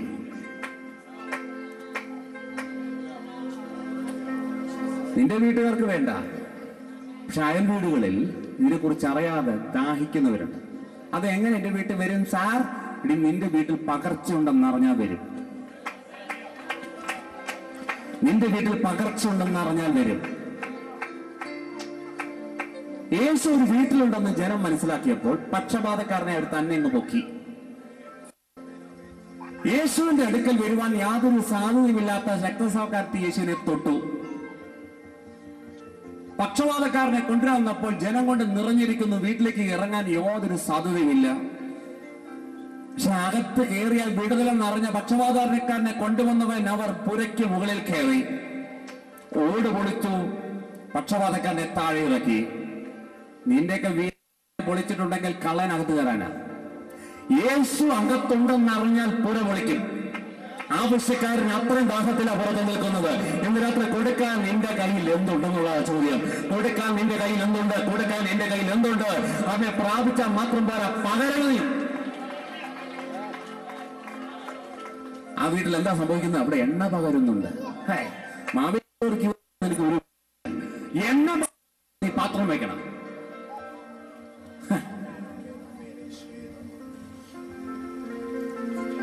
അവളെ മക്കളും കൂടെ വാതിലടച്ചു. ഞാൻ കുറെ ചിന്തിച്ചു, എന്തിനാ ഈ വാതിലടക്കുന്നേ? എണ്ണ ഭരണിയിൽ നിന്ന് പാത്രത്തിലേക്ക് പകരാൻ അവൾ വാതിലടച്ചു. ഞാൻ ചിന്തിക്കുന്നു, എന്തിനാ വാതിലടച്ച്? ഇപ്പൊ എനിക്കൊരാശയം കിട്ടി, പെന്തക്കോസുകാര് കാണാതിരിക്കാൻ. അതെന്താ കാര്യം? ഇവരെല്ലാം വരുന്നത് ഒന്നും സംഭവിക്കുകയില്ലെന്ന് തീരുമാനിച്ചിട്ട്. പക്ഷെ പാവപ്പെട്ട നാട്ടുകാർ വരുന്നത് വിടുതലില്ല. ഞാൻ നിങ്ങളുടെ കാര്യമല്ല പറഞ്ഞു, ഞാൻ ബാംഗ്ലൂരിലെ കാര്യമാണ് പറഞ്ഞത്. നമുക്ക് നല്ല ഉറപ്പാണ്, ഒരു ദുഃഖം സംഭവിക്കത്തില്ല. പക്ഷെ നാട്ടുകാർക്ക് അറിയാം പിന്നെ യേശുവിന്റെ നാമത്തിൽ വിടുതലുണ്ട്. മനസ്സിലാക്കുന്നവർക്കായി ദൈവത്തെ ശ്രദ്ധിക്കുന്നു. കൈ അടിച്ചില്ലേന്ന് എനിക്ക് പ്രസംഗിക്കാൻ അറിയാം, കാരണം ഞാൻ എങ്ങനെ പ്രസംഗിച്ചു എന്ന് ഞാൻ ആദ്യം പ്രസംഗിച്ചിട്ട് പിന്നെ നിങ്ങൾ കൈയടിച്ചാൽ മതി.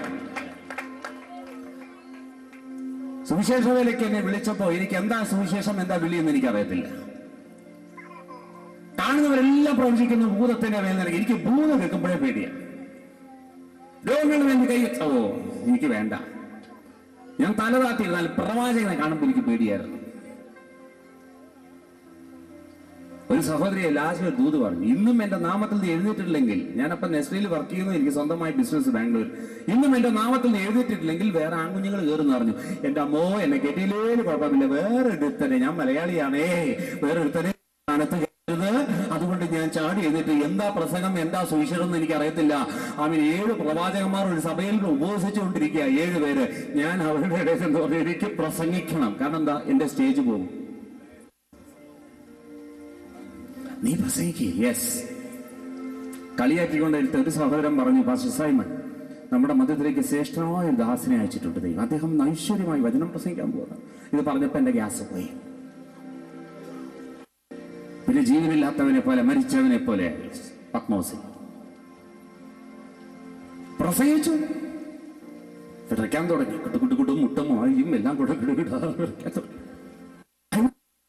മാത്രം ത്രാണി എനിക്കുണ്ടായിരുന്നു. യെശയ്യാവിന്റെ പ്രവചന പുസ്തകം 40-ാം അധ്യായത്തിൽ, ഭയപ്പെടേണ്ട, ഭ്രമിച്ചു നോക്കണ്ട, ഞാൻ നിന്റെ വലം കൈക്ക് പിടിച്ചിരിക്കുന്നു. വല്ലതും മനസ്സിലാവുന്നുണ്ടോ? ഞാൻ നിന്റെ വലം കൈക്ക് പിടിച്ചിരിക്കുന്നു. ഒന്നേ നോക്കിയുള്ളൂ, നിന്നെ കണ്ണിൽ ഇരുട്ട് കയറി. 7 പേരെ നോക്കാൻ ത്രാണിയില്ലാത്ത ഞാൻ അങ്ങ് പ്രസംഗിച്ചു. വലം കൈ, ഇടം കൈ, കാൽ, പേടിക്കണ്ട, ധൈര്യപ്പെടണ്ട, എന്തൊക്കെ പറഞ്ഞെന്ന് എനിക്കും അറിയത്തില്ല. പക്ഷേ ഇതുപോലെ ആരും പ്രതികരിച്ചില്ല. പ്രതികരിക്കാൻ ആരുമില്ലായിരുന്നു. കണ്ണടച്ചുകൊണ്ട് കുട്ടപ്പന്മാർ എഴുന്നേറ്റ് പോയത് ഞാൻ അറിഞ്ഞില്ല. അവരെഴുന്നേറ്റ് പോയി. പക്ഷേ എനിക്ക് സന്തോഷമായി. ഇനി ഇവന്മാരകത്ത് കയറാതിരിക്കാൻ ഞാൻ എല്ലാ വാതിലും ഉറപ്പിച്ചു. അകത്ത് കിടന്ന ചെയറും ഡെസ്കും ബെഞ്ചും ഫാനും ട്യൂബ്ലൈറ്റും പ്രസംഗിച്ചു. ഭയപ്പെടണ്ട. അപ്പോഴാ ധൈര്യം വരുന്നത്. ഭയപ്പെടണ്ട, ഭ്രമിച്ചു നോക്കണ്ട, ഞാൻ നിന്റെ ദൈവം. ചെയറ് മാമയും പറഞ്ഞില്ല, ഡെസ്ക് അല്ലേലൂയും പറഞ്ഞില്ല, ഞാൻ പ്രസംഗിച്ചു. അങ്ങനെ പ്രസംഗിച്ച് പഠിച്ചവനാ ഞാൻ. ഇന്ന് സ്തോത്രം പറഞ്ഞില്ലേലും ഞാൻ പ്രസംഗിക്കും. എന്റെ ട്രെയിനിങ് അവിടെ നിന്നാണ് വന്നിരിക്കുന്നത്. അതുകൊണ്ടാണ് ഞാൻ പറഞ്ഞത്, ആമേൻ. പകരുവാ നിന്റെ ജീവിതത്തിൽ എന്തുണ്ടെന്നുള്ളതാ ചോദ്യം. മനസ്സിലാക്കുന്നവർക്കായി സ്തോത്രം ചെയ്യുന്നു. ആമേൻ. നിന്റെ കയ്യിൽ വിലം മുടക്കിയ നിന്റെ കയ്യിൽ എന്തുണ്ട്? നിന്റെ ജപ്തി നോട്ടീസ് വിട്, നിന്റെ ബാങ്ക് ബാലൻസ് വിട്, നിന്റെ കുടുംബശേഷം വിട്, നിന്റെ രോഗവിഷയങ്ങൾ വിട്. എന്നിടത്ത് ദൈവം ശ്രേഷ്ഠമായതൊന്നാ ദൈവം നിന്റെ മേൽ പകരും. അതെന്തിനാ? ആവശ്യക്കാരന് പകർന്നു കൊടുക്കുവാൻ. അതിന് ഞാൻ പാസ്റ്ററൊന്നും അല്ലല്ലോ. പാസ്റ്ററും നിനക്കൊരു ഉത്തരവാദിത്വമുണ്ട്. എന്തിനാ വിളിച്ചത്? പത്രോസ് 2:9 എന്താ എഴുതി? 1 പത്രോസ് 2:9 നിങ്ങളെ വിളിച്ചത് എന്തിനാ? പാസ്സാവാനാണോ? സൽഗുണങ്ങളെ ഘോഷിപ്പാൻ. ഈ വചനം നിങ്ങൾ കേൾക്കയിൽ ഈ വചനത്തിന് നിവർത്തീകരണം വന്നിരിക്കുന്നു. വേറെ ഒന്നും ഞാൻ പറയുന്നില്ല. ഈ ഒരൊറ്റ ദൂത് മതി ഇന്ന് രാത്രി മനസ്സ് പൊട്ടും. കാവൽക്കാര പട്ടണത്തിൽ നിന്നെ കാവൽ ചെയ്തിരിക്കുന്നത് നിന്റെ ദേശത്തൊന്ന് മരിച്ച് യേശുവിനെ അറിയാതെ പോയാൽ അതിന്റെ രക്തത്തിന്റെ കണക്ക് പറയേണ്ടി വരും. അതിന് നീ പാസ്റ്ററും ആവണ്ട. ആമേൻ. ഓരോ വിശ്വാസികൾക്കും ഒരു കടമയുണ്ട്, മറ്റുള്ളവരോട് സുവിശേഷം പറയുക. ആമേൻ, ആമേൻ, ആമേൻ, ആമേൻ. അവരോട് ഞാൻ സുവിശേഷം പറഞ്ഞിട്ടില്ലെങ്കിൽ അപ്പോസ്തലൻ പൗലോസ് പറഞ്ഞു, അയ്യോ എനിക്ക് കടന്നു. അപ്പോസ്തലനൊന്നും അല്ല. അപ്പൊ സ്ഥലത്തുണ്ടായാലും വിടാസ്ഥിതി. കാരണം നിന്റെ സ്ഥലത്ത് ആരെങ്കിലും നഷ്ടപ്പെട്ടാൽ അവരുടെ കാര്യം നീ പറയേണ്ടി വരും. അത് ഇല്ലെങ്കിൽ എന്തിനാ? പാസ്റ്റർക്ക് മാത്രം പോരെ അഭിഷേകം? നിനക്കെന്തിനാ നന്ന്? പാസ്റ്റർക്ക് മാത്രം പോരായിരുന്നു ആത്മാവിന്റെ അഭിഷേകം? നിങ്ങൾക്ക് എന്തിനാ നന്ന്? ആത്മാഭിഷേകം പ്രാപിച്ച ഒറ്റ കാര്യം കൊണ്ട് വലിയൊരു ഉത്തരവാദിത്തത്തിൽ നീ ഉത്തരവാദിയാണ്.